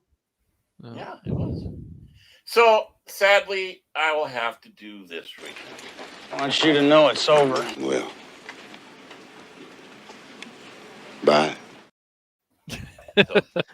But Baron, have a happy Father's Day and enjoy time with your family. And Yep, I will do so. I will do so. And again, thank you guys for that, and all those in the chat, and all you who are fathers in the chat, except for you, Phil. Have a happy Father's Day. No coupons for you, Phil. No coupon. Yeah, Phil.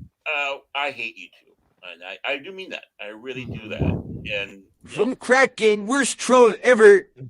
So, okay, gentle people, ladies, gentlemen, all that, and yeah, you're right. He is underrated. He is. Yeah, he might be crazy, but he's a good actor. Okay, so again, take care, all, and love you all, and have a great rest of your day. You too, Baron. Take care, brother. And let the mocking begin. Ha ha ha. Yes. We won't mock you that bad.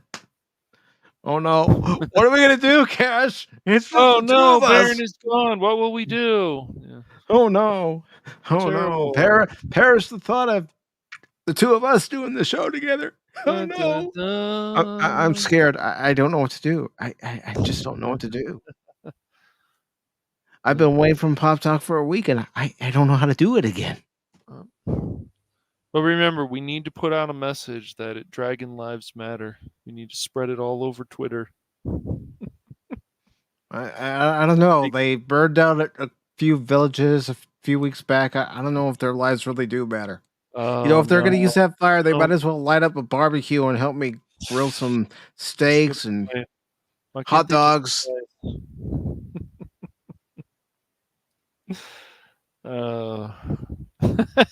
Maybe some kebabs. Yes, I agree. All right, so we do have this last article, and of course, if there is something that you'd like to talk about as well, Cash, please bring it to my attention, and we can definitely talk about it. But our last article for this edition of Pop Talk from Superhero Hype says Daredevil, Born Again, and the Penguin production paused indefinitely. I wonder why. Could it be a certain writer's strike? Yes. More I know, greed. I know. I'm pointing out the obvious. I do Yeah. that well. Yeah, more greed. And people were like, but what about the people behind the camera? What about the people who get coffee for people? I said, listen, this has happened. This is not the first time we've had a writer's strike. And unfortunately, this is not going to be the last time. A lot of this to me is greed. If they put out a lot of better entertainment, then maybe a lot of fans would feel like they deserve more money. I don't, not that dragon though in Dungeons and Dragons, Padawan. No. That was a fat, piggy-looking dragon. Very disappointing.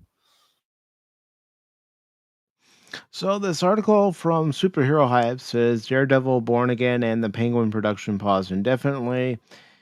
It was posted on Superhero Hype on the 14th of this month. It's by Spencer Legacy.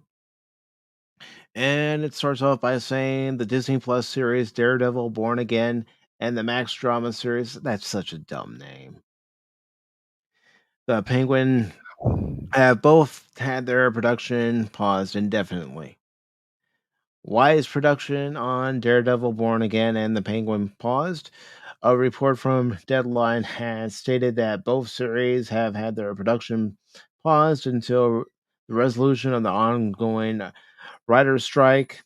Daredevil, Born Again was 3 months into its 8-month shoot, but has briefly paused production a few times before and during the strike. Now both series are on indefinite hold until the writer strikes comes to an end in the future. Daredevil Born Again hails from head writers Matt Corman and Chris Ward, who will also serve as executive producers along with Kevin Feige. The series is currently set to premiere in the spring of 2024 on Disney Plus. Though how the writer's strike may affect that release window is unknown.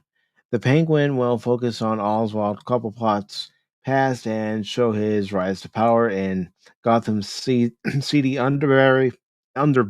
Sorry, I'm just making one blooper after another this afternoon. Rather than portray him as the established kingpin, the character has a rich history of live action appearances, as Danny DeVito famously played Penguin in Batman Returns, while Robin Lord Taylor portrayed him in Gotham. And of course, they're forgetting Burgess Meredith, who was the Penguin in the 66 Batman series. Come on. How can you forget him? But yeah. Yeah. Well, this is just another example of how the writer's strike is affecting Hollywood, and I'll still maintain, as far as certain shows like your late night guys, I wouldn't care if they went away. Yeah. It's just because of their direction and Mhm. attacking people and all kinds of nonsense. It's just stupid. And I do want to say hello to Jason Fox of 540 Studios. Welcome, Jason. Yeah. And Dempsey is right. Shows that don't have a union and stuff are still going on. And the unions can be problems. Oh, but it's helping us. And I'm like, it's causing you more problems. More headaches. Yep.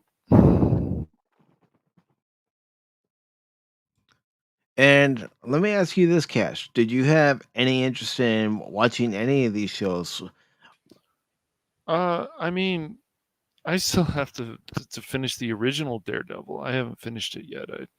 I'll get to it, but maybe the Penguin show. I'm not sure about Born Again.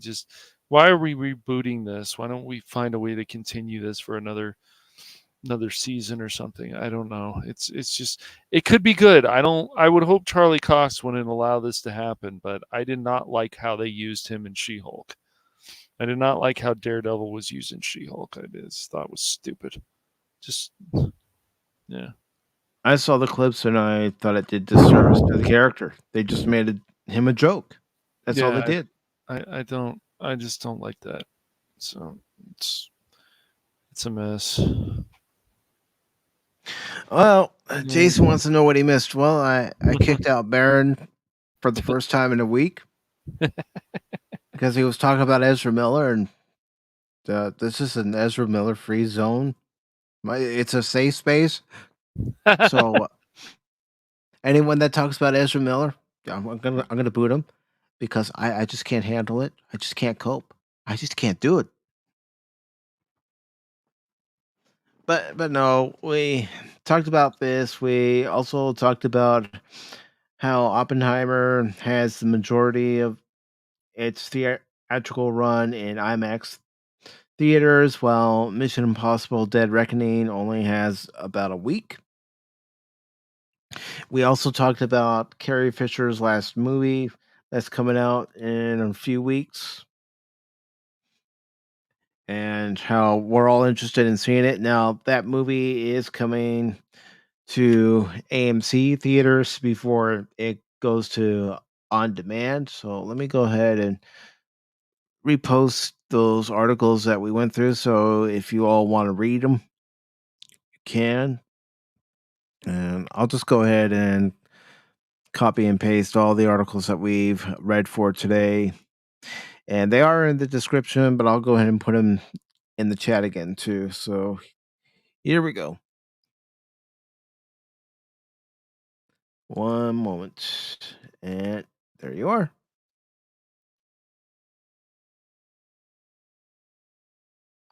All the articles that we have read today, I always try to keep them in the description. This way, if somebody misses the show and they want to read the article as they're watching the show, they can do that.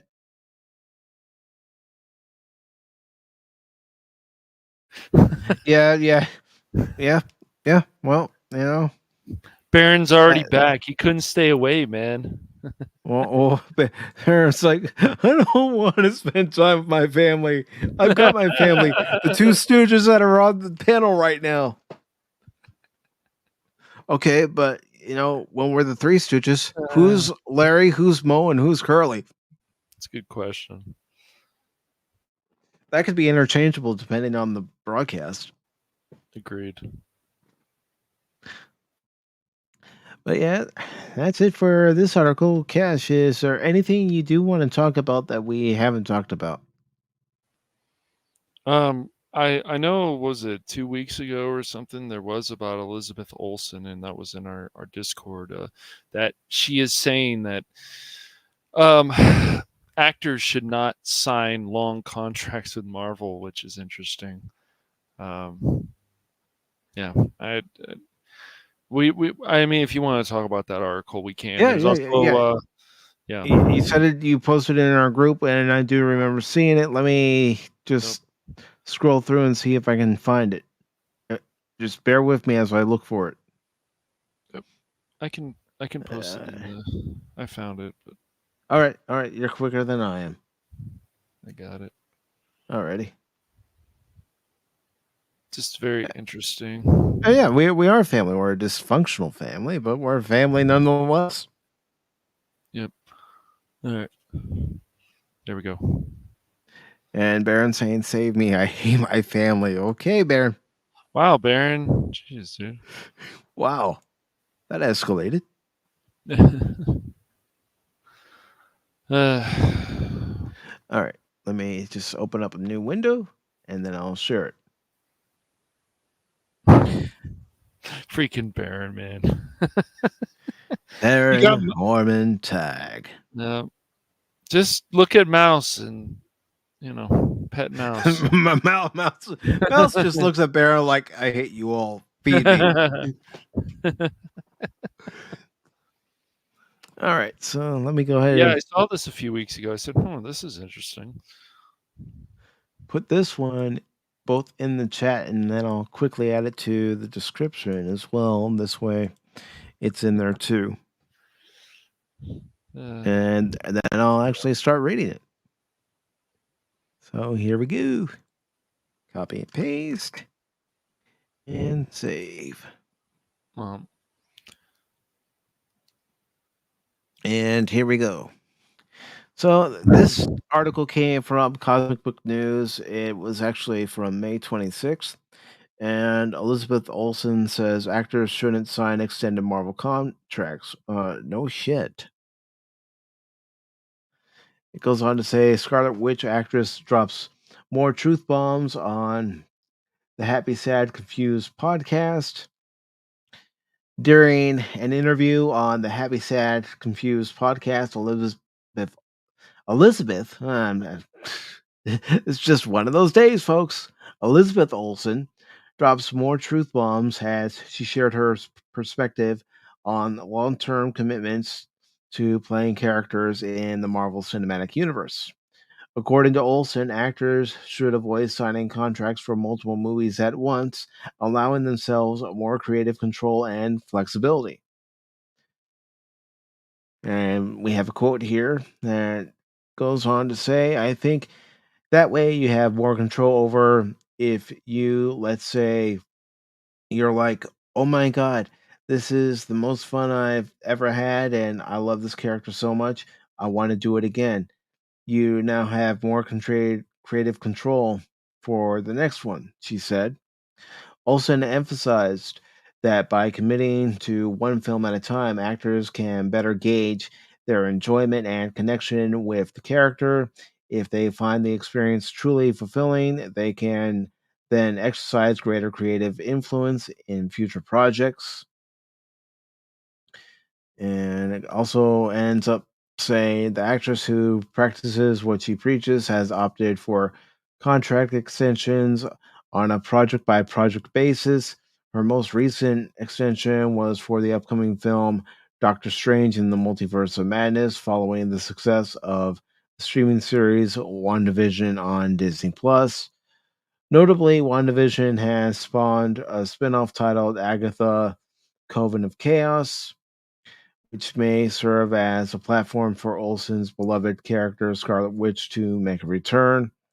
Elizabeth Olsen also recently revealed that Doctor Strange 2 was a big mess as she received script after script and stopped reading them. Yeah, rewrites, they'll kill a movie too. Yep.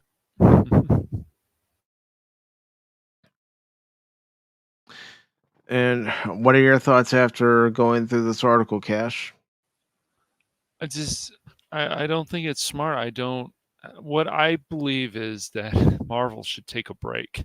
I think DC should take a break. I think they should hire some other people. I think if they want to make money again, they need to take a break from this stuff. I think this oversaturation is just too much. Before, I was like, okay, I'm okay with it, but it's just gotten out of hand. It really has. I think we need better shows. I think we need, if you want to give the audience a female lead or the female MCU, you've got to really do a good job of making us care about this character. Like Elizabeth Olsen as Scarlet Witch, who's an already established character from the comics. I liked her, but her whole plot of basically in the second Doctor Strange movie, where she will do anything, including kill people to have kids, I thought was so stupid. Just stupid. Considering the first movie was really good. Yes, they do. I agree, Wolverine. They need quality, not quantity. And once again, we are not an echo chamber. If you like The Flash or you like Guardians of the Galaxy more power to you. But I just know that they can do a better job because we've seen it. Even across the Spider-Verse, I only thought it was pretty good. I know people like Jace hated it. We've had conversations. I know other people didn't like it. I know other people who liked it a lot. But I just think they could do a better job with this, and certain things that they did in the movie just made my brain explode because I'm like, why? And actually seeing Spider-Men, Spider-Women with this doom and gloom nonsense and not like rise up saying like you need to, spoiler alert, I'll just say that you need to stop I'll put up the somebody, spoiler right, warning. that you need to stop somebody like Miles needs to stop not doing this because we care about the canon is important, which I thought was funny when they said that in the movie. But Spider-Man 2099 played by Oscar Isaac. But Oscar Isaac is just, it's not that I hate his acting, but it's just there's a lot of stuff, and they are so obsessed. They're becoming more obsessed with this multiverse and stuff, but you got to do it well. And I don't think they did it very. I think there's problems in the fact that you want to stop somebody from saving his father, because like Miles has to be stopped because he's going to change the canon, he's going to change the future. A lot of people, especially if they love their father, would do anything to save him. So I thought that was really stupid. And I really was irritated with Gwen's as well, because Gwen didn't tell him, and she's supposed to love Miles, and those things like aggravated me in the movie. And I didn't like how they did Peter too. Peter was fine in that first movie, Into the Spider-Verse, but Across the Spider-Verse, no. And I can't even say the agenda was the main problem in this movie. There was just the plot. Yep. I mean, Yeah. I understand went and that. saw Transformers Rise of the Beast last Friday, and I enjoyed it. I thought it was one of the better live action Transformers movies. Right. And I know how people feel about the live action Transformers movies. I understand it. I completely understand it. But watching this movie, it's like, okay, this movie's giving me what I want. It's giving me a story that may not be one of the greatest stories, but it's still a better story than what we've received before. And, the action. It's giving me the action I want. So, if you don't like somebody's opinion on the movie, well, guess what? That's their opinion. We've all got opinions. We're all allowed to express our opinions. We know people who liked Star Trek Picard Season 3. And we also know people who, like us, didn't particularly care for it. But you know what? That's our opinion. And that's their opinion. If we all agreed on everything, life would be pretty boring. That's right. It really would.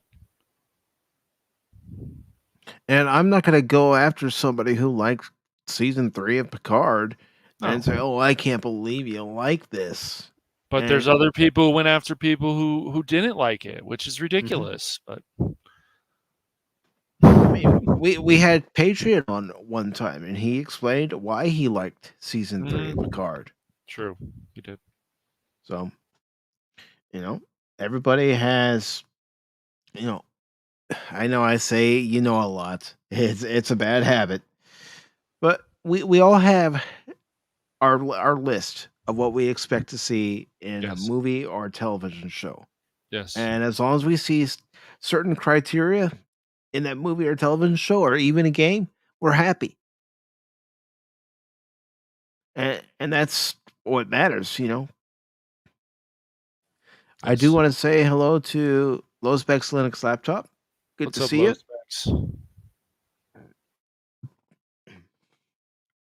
I mean, I could go watch The Flash and actually get enjoyment out of it if I choose to pay the money to go see it, but I really have no interest in seeing the movie. Even with Michael Keaton as Batman, I really have no interest in watching it. Well, I mean, as I've said the other day in a chat, I said Ezra Miller needs more acting lessons and a real therapist. If we want, but really, after everything that happened, I would still let him go. I would just cut my losses with him. Yeah. I just think it's the right thing to do. I think that would be the best thing to do. Now, whether Warner Brothers Discovery and David Zaslav, Peter Safran, and James Gunn want to do that, well, we're all on the sidelines here waiting to hear the news. Yep. Well, Zaslav has already proven that he wants to pander, so I'm worried about the future of DC. I would like to see a lot better stuff out there than Birds of Prey and so on. And I know some people like The Flash, and that's fine. But it still doesn't change the fact that there was a video out there of Ezra Miller, and just I think some people, it can be very hard to defend them. And, when they're like allegations of any of these people, I'm like, I'm still confused about the whole Dustin Hoffman thing. I really am. That happened like 30 plus years ago or whatever. I'm still confused about that we just shun this man from Hollywood. He's one of the best actors ever. One of them. He's a really good actor. I mean, what about what happened to Brendan Fraser? How Hollywood cast him to the side and. Like when I found out about the story of Vic Mignogna, I'm still confused about that too. I'm like, I don't know. And some his own voice actors threw him under the bus, and so it just his own colleagues. Once again, that there is just all this drama in any of these organizations that there shouldn't be, but it's the egos, it's the attitudes, it's the whatever. I'm just very confused about these situations. I go, Vic Mignogna doesn't strike me as somebody who harasses women, but it's he did this, and I'm like, yeah, it's weird. Yes, I agree, Dempsey. The Gina Carano thing still bothers me, but I understand we need to move on, but if she gets fired and other people get fired like Dustin Hoffman, and we're confused by this, and he's just an outcast now in Hollywood, people like what they've done to James Woods and other people because of his politics. It's ridiculous. But yet people like John Voight, he can't be touched. They can try to cancel him. They can't. It's very odd, but they did a whole number on James Woods and some of these other people. It's not cool. No. And I don't know. But with Ezra Miller, if I'm the head of Discovery, gone. Snap of the fingers, gone. There's just too much baggage. But these studios they're stupid. And this is not even being an echo chamber. Someone's like, I like Ezra Miller. It's like, well, good for you, Yeah. And that's totally on you. I mean, you're right. a Dodger fan. I'm a Cub fan. That's totally on to each of us. Right. We like our respective baseball teams. Yes, exactly. It isn't wrong to expect equal treatment, and that is the huge problem. It's a huge issue. Even the whole thing with Amber Turd or whatever and Johnny Depp, it's obvious those two had a toxic relationship, and it's better that they're not together. But it seems like from her point of view, she's worse than he is. But we make a big deal out of this. It's like the whole thing. Like, I would tell people why I can't stand Harry and Meghan. It's their attitude. It's usually with their attitudes. There's things I don't like about De Niro, but he's a great actor. But I also think he can be a pinhead. Same with Mark Ruffalo, and the list goes on. Same with Chris Evans. Yeah. Anybody. I mean, heck, we can be pinheads here on Pop Talk. Yes, let's face it. But I will tell people, when you're putting out information, there is no reason for you to attack a person because of something that they like that you don't. And yet that happens a lot. It even happens in YouTube. And I think that message needs to be out there more, that, you don't want to be an echo chamber for things. I've had people attack me because I like Rick and Morty. Well, that's fine. I just laugh. What do they expect me to get mad and say, how dare you? It's just whatever people like. I've had people attack me because there's things I like about the Big Bang. But I'm willing, as I will tell people all the time, as much as you love a company, doesn't matter what it is, you have every right to criticize it. For example, as much as I like Christopher Nolan, if he does something that I don't like, I will criticize him for it. Because it's important. You can never blindly follow any company. And when I see people just keep defending Ezra Miller, and even Ben Affleck coming out and saying, "Oh, he was good to he worked that I enjoyed working with him." Well, that's good, dude, but that doesn't change the fact of things that he's done. I don't know. And it's real quick, I do want to say hello to Spock's Friday Nights. Good to see you, Spock. Oh, and by the way, have you noticed what's already starting to trend worldwide? Cancel Cash Money. Cancel Cash Money. But no, I totally agree with you, Cash. Yeah, I just the people that are like, we're the good guys, we're trying to do the better this, and it's like, but you're also causing other problems. Mm-hmm. So that's not good. There are fan groups that are causing problems that don't need to be causing problems either, because they attack people who like stuff like the sequel trilogy and stuff, and I will always think it's a mess and that wasn't the best, but there's other people who like it.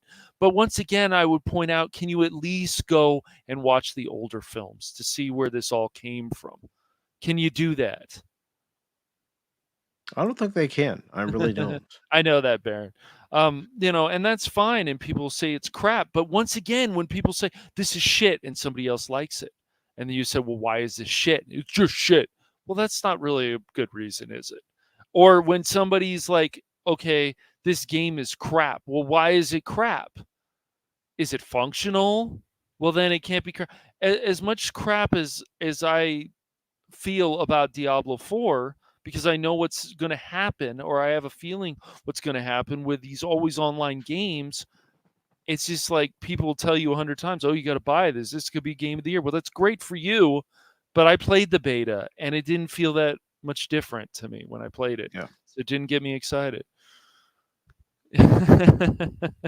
Well, here's another thing. You talk about games and criticizing games. I've been critical of Jedi Survivor. Yep. When I was playing it on my old computer. It doesn't mean that now that I have a new computer with a better graphics card, I'm not going to be as critical as I was before. No, my overall impressions of the game, once I complete it, Yep.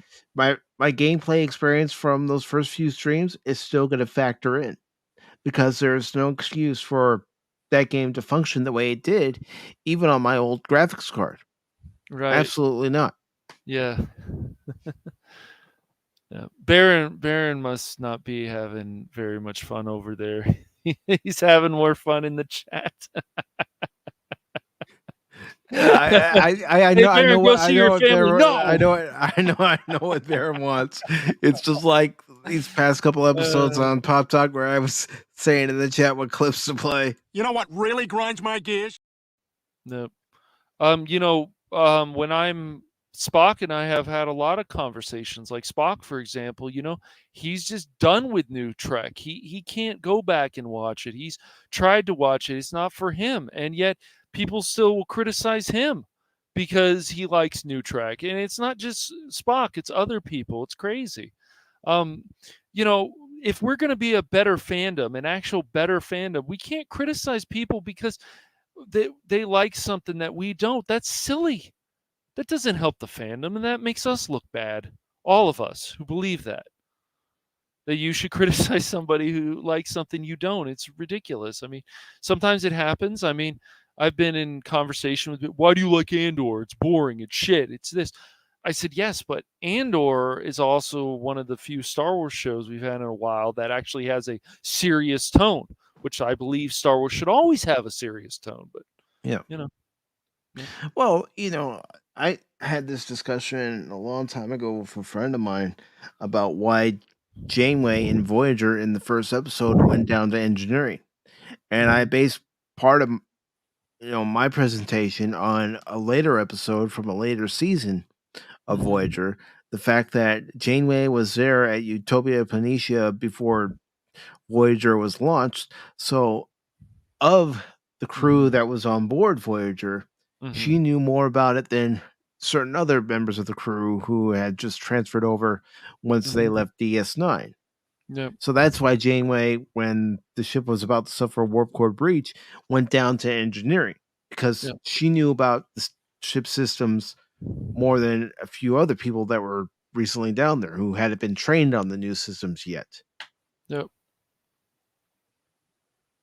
Yeah, because that was one thing that always aggravated my friend was the fact that she went down there. He's all, no captain should ever leave the bridge of their ship.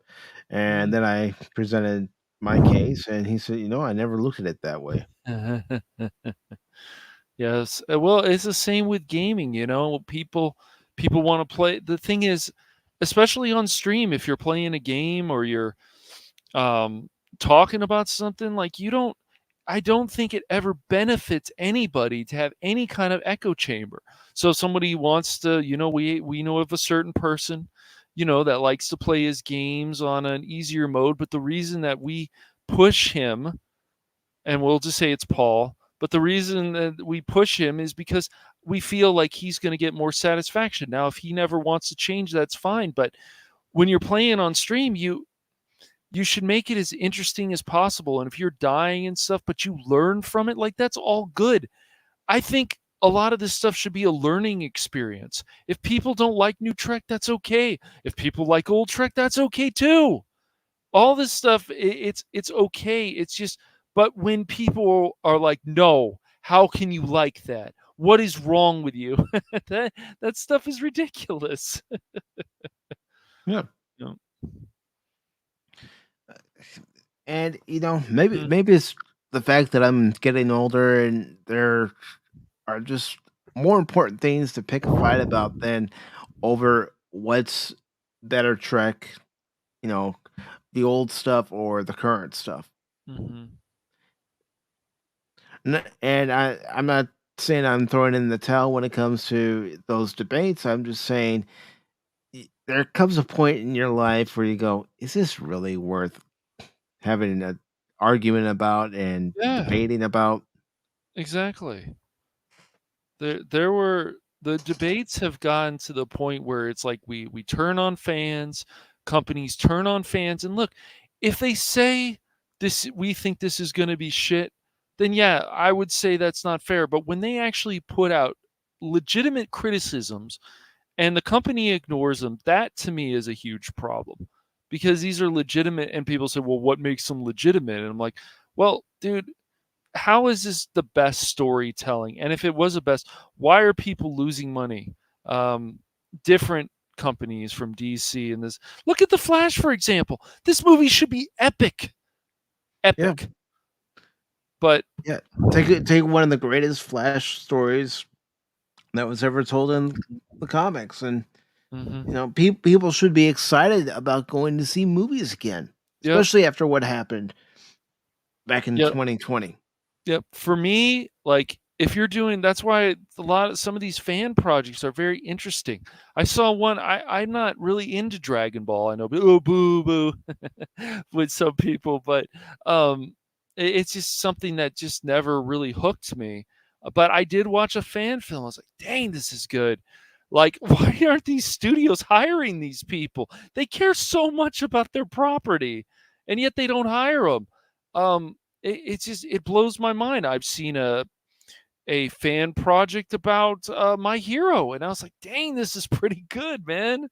Why aren't these people looked at more? And they are about other people, like they're getting a lot of attention, but it's just like, for me, a fan project, for example, we're going to have a Brave and the Bold. Well, we already had the cool animated show with Diedrich Baker as Batman. So let's build on that. That would be epic, and get the right people that care. Like, no, we're not going to do that. Sorry to break this to you, but Huntress is an attractive woman. She's supposed to be. That's part of her character. Black Canary, I'm sorry to break it to people. She is a white woman that has blonde hair. This is how these characters were made. They don't need to ever be race swapped. Ever. It's just lazy. So all this stuff is just ridiculous. I'm really hoping the pendulum swings sometime in the next year or two, and we start, man, okay, they're starting to learn again. I hope, but I don't know. I mean, I keep hearing that the pendulum swing, but it hasn't really fully swung yet. It hasn't really gained momentum, in my opinion. Yep. Baron. Baron, you should be spending time with your family right now, but what are you doing here? You have more fun here. Well, we can't blame you, I guess. Well, you know what? I don't Dragon Ball either, Baron. I tried watching Dragon Ball Z, and I couldn't get into it. Yep. Yeah, there's just so much more that they can do, and the fans have ideas, but I believe there's just people also in these studios that are not getting their ideas out there. I would love to see a Blackest Night story that we've had in the comics, and you can even push it more where we're seeing like Wonder Woman where she goes evil, but the way that they explained it and how they did in the comics is like, man, how cool would that be if we could see something like that and they could do it. But where these studios are going and what they worry about the most, I think is hurting them a lot. I really do. And I do laugh when people are like, "Oh, this is one of the great things." I'm like, "Well, I'm glad you like it." And then other people are like, "Well, it wasn't for men, or it wasn't for this." And I'm like, "What a cop out." Yeah. And Spock is saying that my power level keeps rising. It's over 9,000. I don't know. I like to think that my power level keeps fluctuating. Yeah. Because there's a burnout fuse that I haven't replaced yet.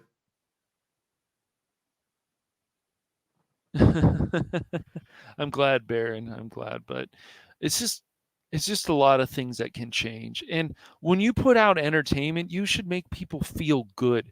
And they've even said this before in the news. Now, a lot of the newscasts won't say this because doom and gloom all the time. But yes, I would like to see more happy stories in movies. I would like to see more happy stories in shows. I would like to see that.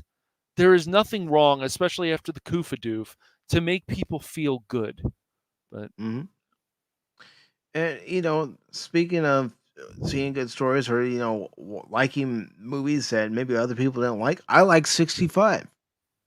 I thought it was a good movie. Mhm. It didn't do well at the box office, but that's Right. just an example of a movie that, in my opinion, now I know it's my opinion and everybody has their opinion, but Mhm. I really thought it was a good movie. Yep, I enjoyed it from start to finish. Mhm. Yes, this is the thing is, and if you're lost and you don't know where to go with a story, look at all the stuff that's been written before. There's a lot of stuff you could take from it. I would love to see Cade Skywalker on the stream and have him talking about death sticks and all that, like going deep stuff into that. But the way that they're going with Star Wars now and how goofy they want it, I'm like, I don't know. I don't want the show of Ahsoka to suck. I don't want these things to actually suck, but it's just when they put out these trailers, I go, I don't know. And I don't think it helps a lot of these studios to just keep attacking fans, because then they just get mad and then they're going to attack back and they're going to make you lose money. Unless you have a good reason. I don't like a lot of people that the main people that work at Lucasfilm. I think looking at somebody like Jon Favreau and even other people who worked on Book of Boobaloo, I would be like, what are you doing? But it would be other properties too. Like, why are you trying to tell us that this show or this movie is supposed to be great? The reason I like stuff like Christopher Nolan and his brother and why I have high respect for them is because of a lot of the content they've given me. Like, I would tell people to watch Person of Interest that Jonathan Nolan wrote, that he wrote because it's a really good show. And the way it ends is like, ooh, that's rough. But it's a well-written show. Well-written characters. Yeah. And Spock does have a question for us, and it's concerning Broforce, and he wants to know if it's crossplay with GOG and Steam, and I don't know if it is. I don't know. I'm not sure. And Admiral Teague says, "Who had time to see the first 64 movies, though?" That's a good one. Yeah, and Admiral, I understand you saying that, man. Like, their track record hasn't been good. It hasn't. And I can't blame people for feeling that way. Their track record has not been good. They've been losing money. And when people keep shilling for this or actually saying this is going to be great and how dare you, blah, blah, blah, it's like you can feel that way. But when the movie loses money or the show gets canceled after a season or whatever, there's problems.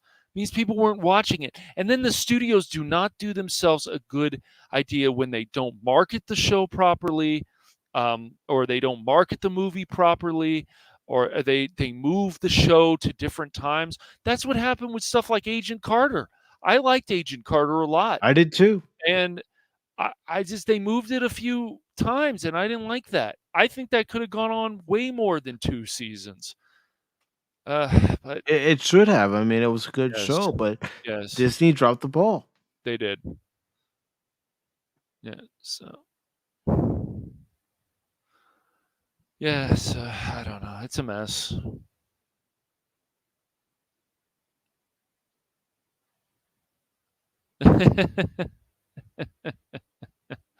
Yeah, it's a mess. It is for me. It's just like my Star Wars is a more serious tone. This whole goofiness, I don't think it helps, and it aggravates people. And if that's what they want to do, that's fine. But it's just maybe not for me.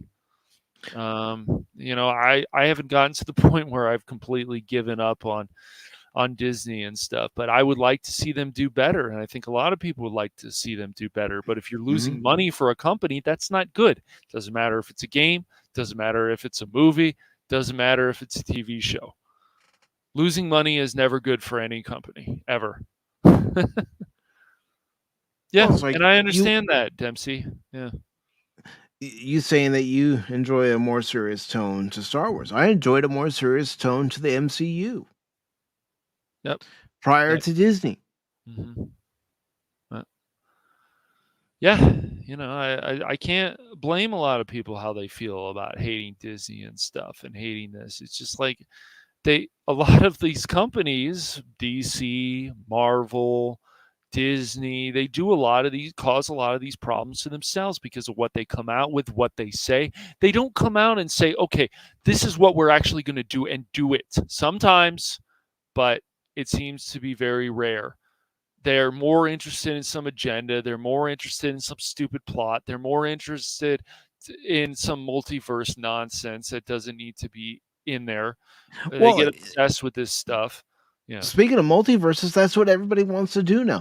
Oh, Yes, wait a minute. yes, it does. Yes, they do. Marvel's doing a multiverse. DC's doing a multiverse. We got to jump on that bandwagon and do our multiverse. Right, exactly. Even the last Bond film. Yeah. Yes, I agree, Admiral. Yes. Even the last Bond film, like, my brother enjoyed it a lot, but there's certain things in there that I go, why would Bond do this? Why would this happen to Felix in this way? It doesn't make sense to me. Yes. I agree. And even that movie that would be considered more of a B movie wasn't bad. That Spawn movie, and I would like to see them do more. They just need the original creators on there. There's just all this stuff they can do. And if they are lost, and as I said before, and I will say again, there's all these comics from the past. There's all this other stuff from the past that they could do things on and stop changing it and bring that vision alive. Look at what happened with Peter Jackson and a lot of the great things that happened with Lord of the Rings. Yeah. Yes, I am. Yes, I am, Spock. And now they're not just talking about it; they're actually working on making more Lord of the Rings movies. And I don't think that it's necessary. I really don't. And Right. I'm going to say my reason why. My reason being is because you have 3 great Lord of the Rings movies, and then you have the 3 so-so Hobbit movies. Yeah.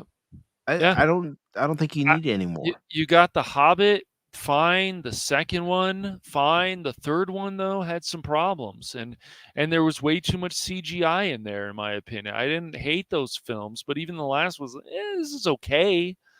But this would probably be considered gold compared to a lot of stuff we're getting now. Yeah. And people are like, well, why are you so upset? Why do you have to be so negative?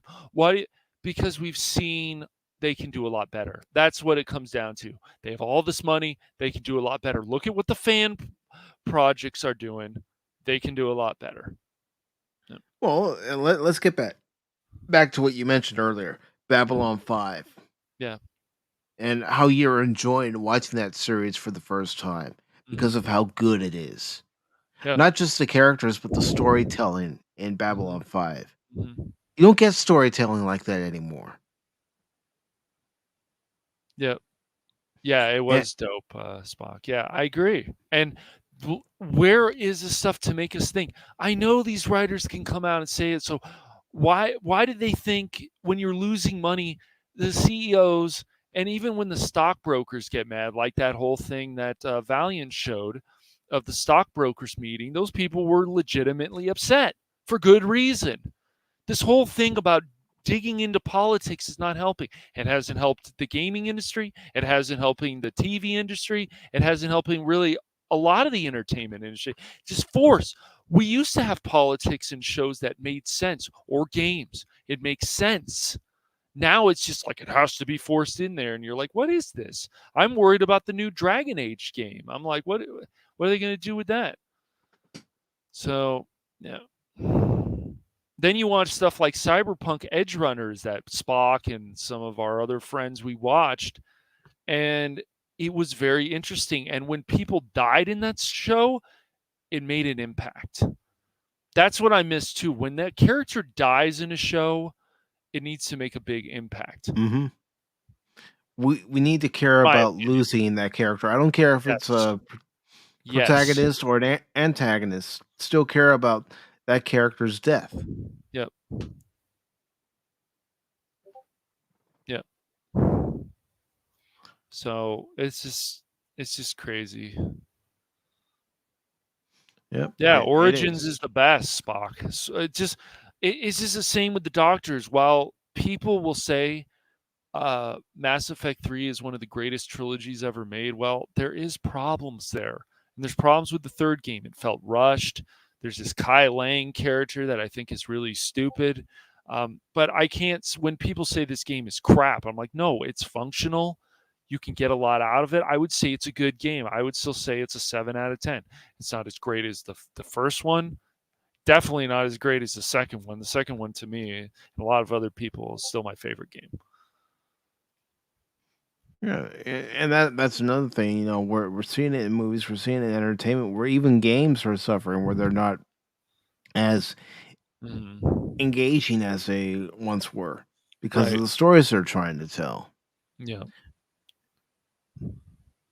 Yeah, it's just not. So you have billions of dollars, you have millions of dollars, you can always do better. And if you really are lost, said this at least a few times, but if they're really lost, then go back and look at all these stories that made a lot of people happy.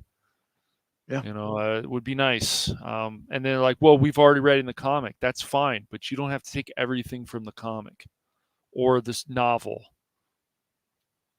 So. Or even if you do want to take a story that was told in one of the comics or multiple stories, you know, weave it together where it's cohesive and it doesn't jump from one point to another and you lose your audience. Yep. If you're going to make any kind of gay relationship, straight relationship, trans relationship, whatever, the best thing to do is make the audience care. Why do I care about this character? What does this character do to help other characters? There needs to be a building of this, and they've lost a lot of that. They don't care, and I think that's a huge problem. I really do. Sometimes they care, but usually they don't. Like, do we need a Penguin series? I don't know, but maybe it'll be good. Maybe it won't. I don't know. Well, we have to wait and see. Yes. We won't know until we see it. Exactly. And by the time it goes back into production, will we still have interest in it? Because we don't know how long the writer's strike is going to last. Yep. Exactly. We don't. So, yeah, it's just we'll just see what happens, man. But even, looking at that video game showcase, it's the same thing. It's just another situation. Like, is this what we're supposed to be excited about? Is this what we need to put hard-earned money into?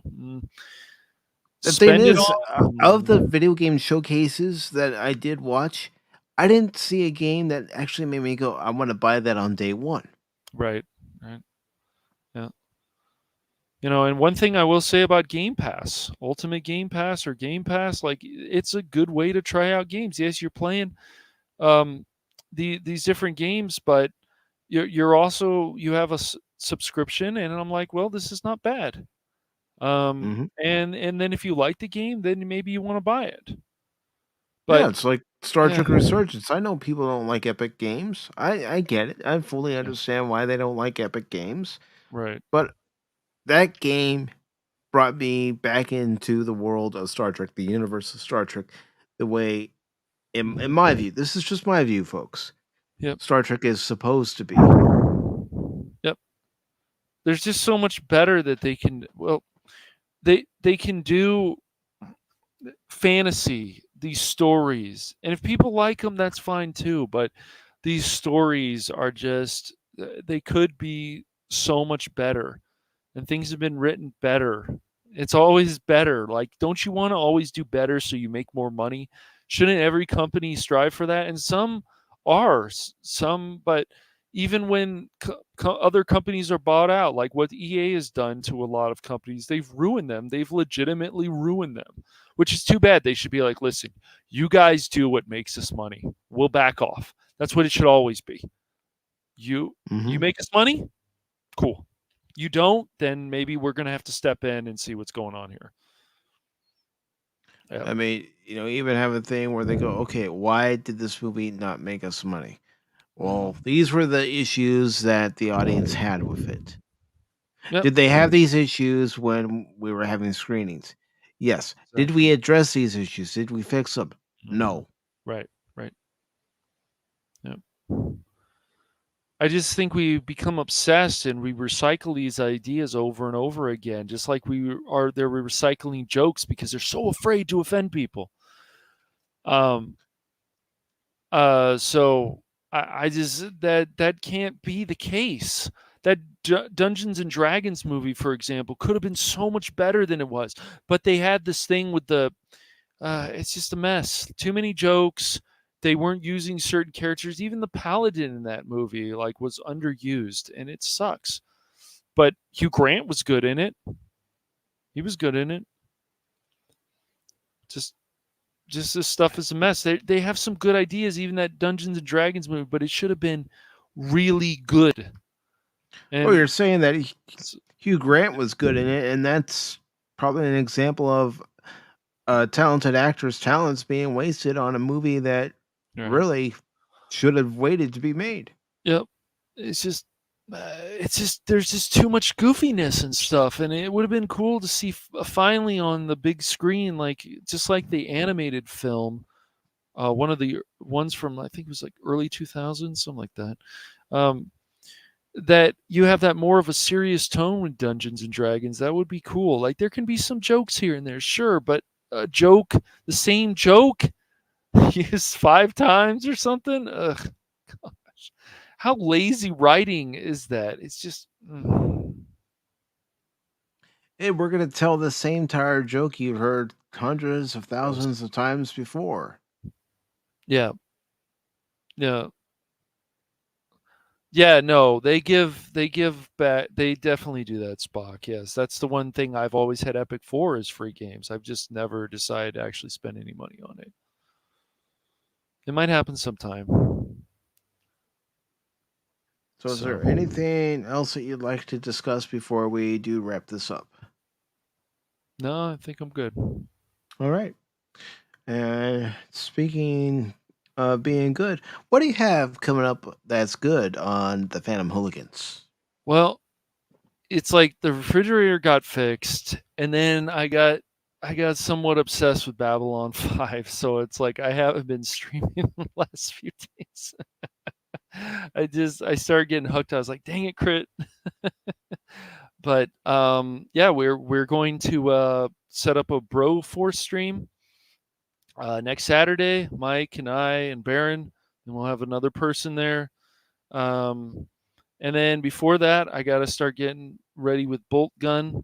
I'm hoping later on, if I don't get too hooked with Babylon 5 today again, that I want to do a late night Bolt Gun stream because I got to get to that game. I've been slacking, but just other things have come up and I got busy this week, unfortunately. So it happens, Mike. Yeah, it does. Life takes precedence. Yep. Yeah, Babylon 5's pretty cool, Spock. Pretty cool. The writing is so much better than I've seen a lot of sci-fi lately. So very nice. They make you think, and I appreciate that, especially in a sci-fi show. I appreciate them making us think. So yeah. And as far as Pacific 414 is concerned, well, this Wednesday there will be an edition of Pacific 414 Pop Talk with your usual suspects, Cash, Baron, and myself. But we will also be welcoming our special guest for that evening, and our special guest being Troy Pacelli, Netters Network, and Age Boomer. And so they will be on with us. We will ask them about the origins of their channels, where they see their channels going 6 months from now, a year from now, and their views on current pop culture. So I'm looking forward to doing that stream with Cash, Baron, Troy, Netter, and Age Boomer because I've had a lot of enjoyment watching their streams, whether it's on Netter's channel, Troy's channel, or Age Boomer's, and it'll be a nice conversation. And I do want to remind folks what I said last week as far as open panels going on hiatus, that still stands.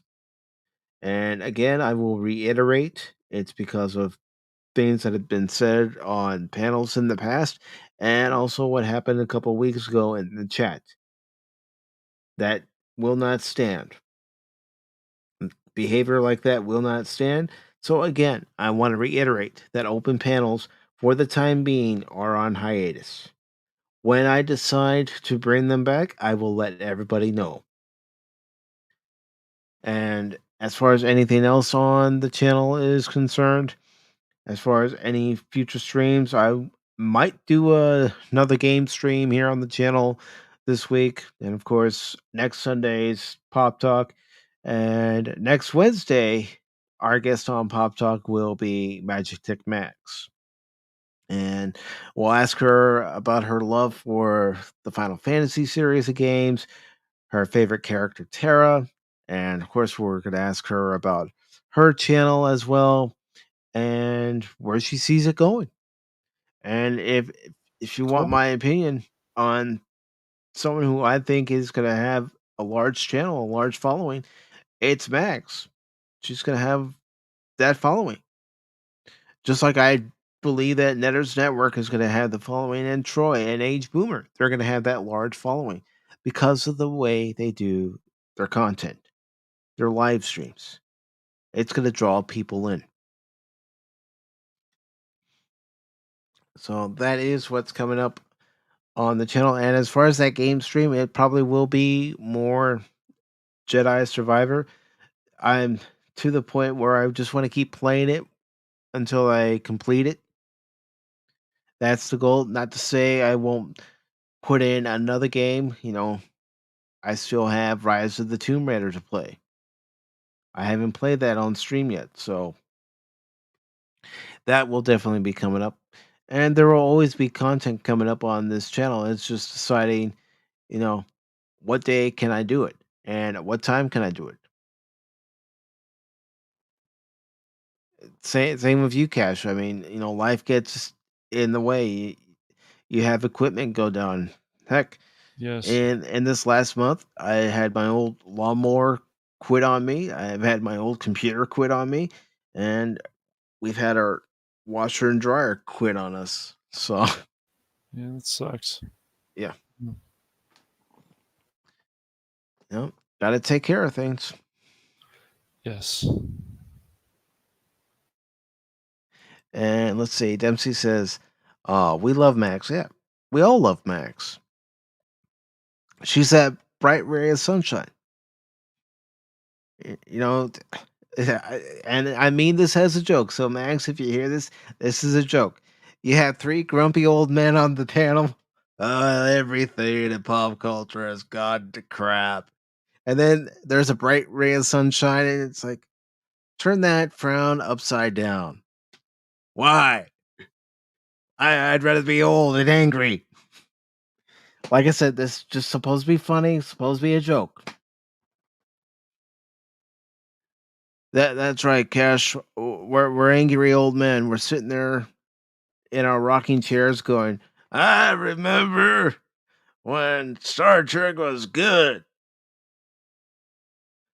Yeah, that was back in the Stone Age, but it was still good.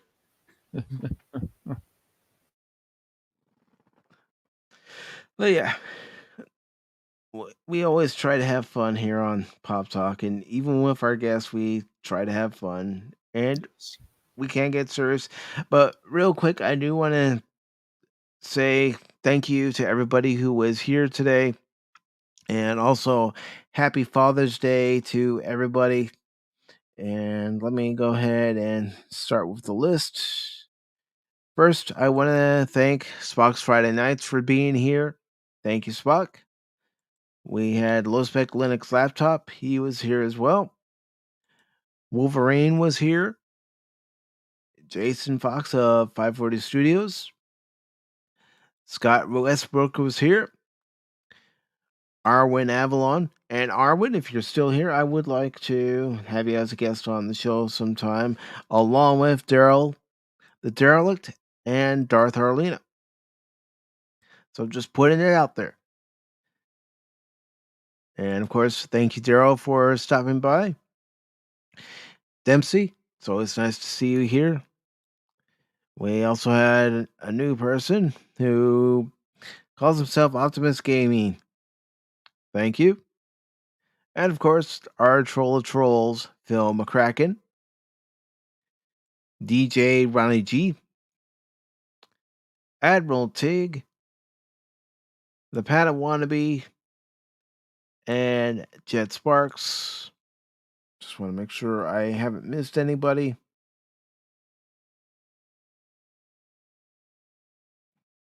And Spock says, I'm in my 20s and I have the same opinions as you guys. I know you're joking, but you don't have old man mentality.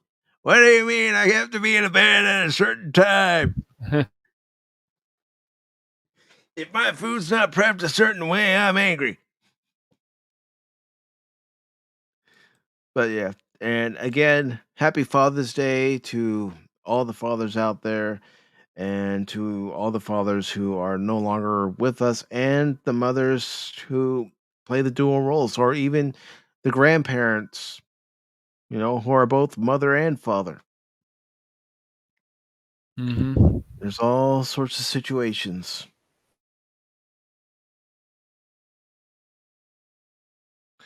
And Admiral Teague, you have yourself a good one. And see, that's another thing too. Shout outs. I don't do shout out videos, but I will try to shout people out, whether it be on stream or sharing out their streams if I'm able to catch it. We're all subscribed to so many different content creators here on Very YouTube true. and other platforms.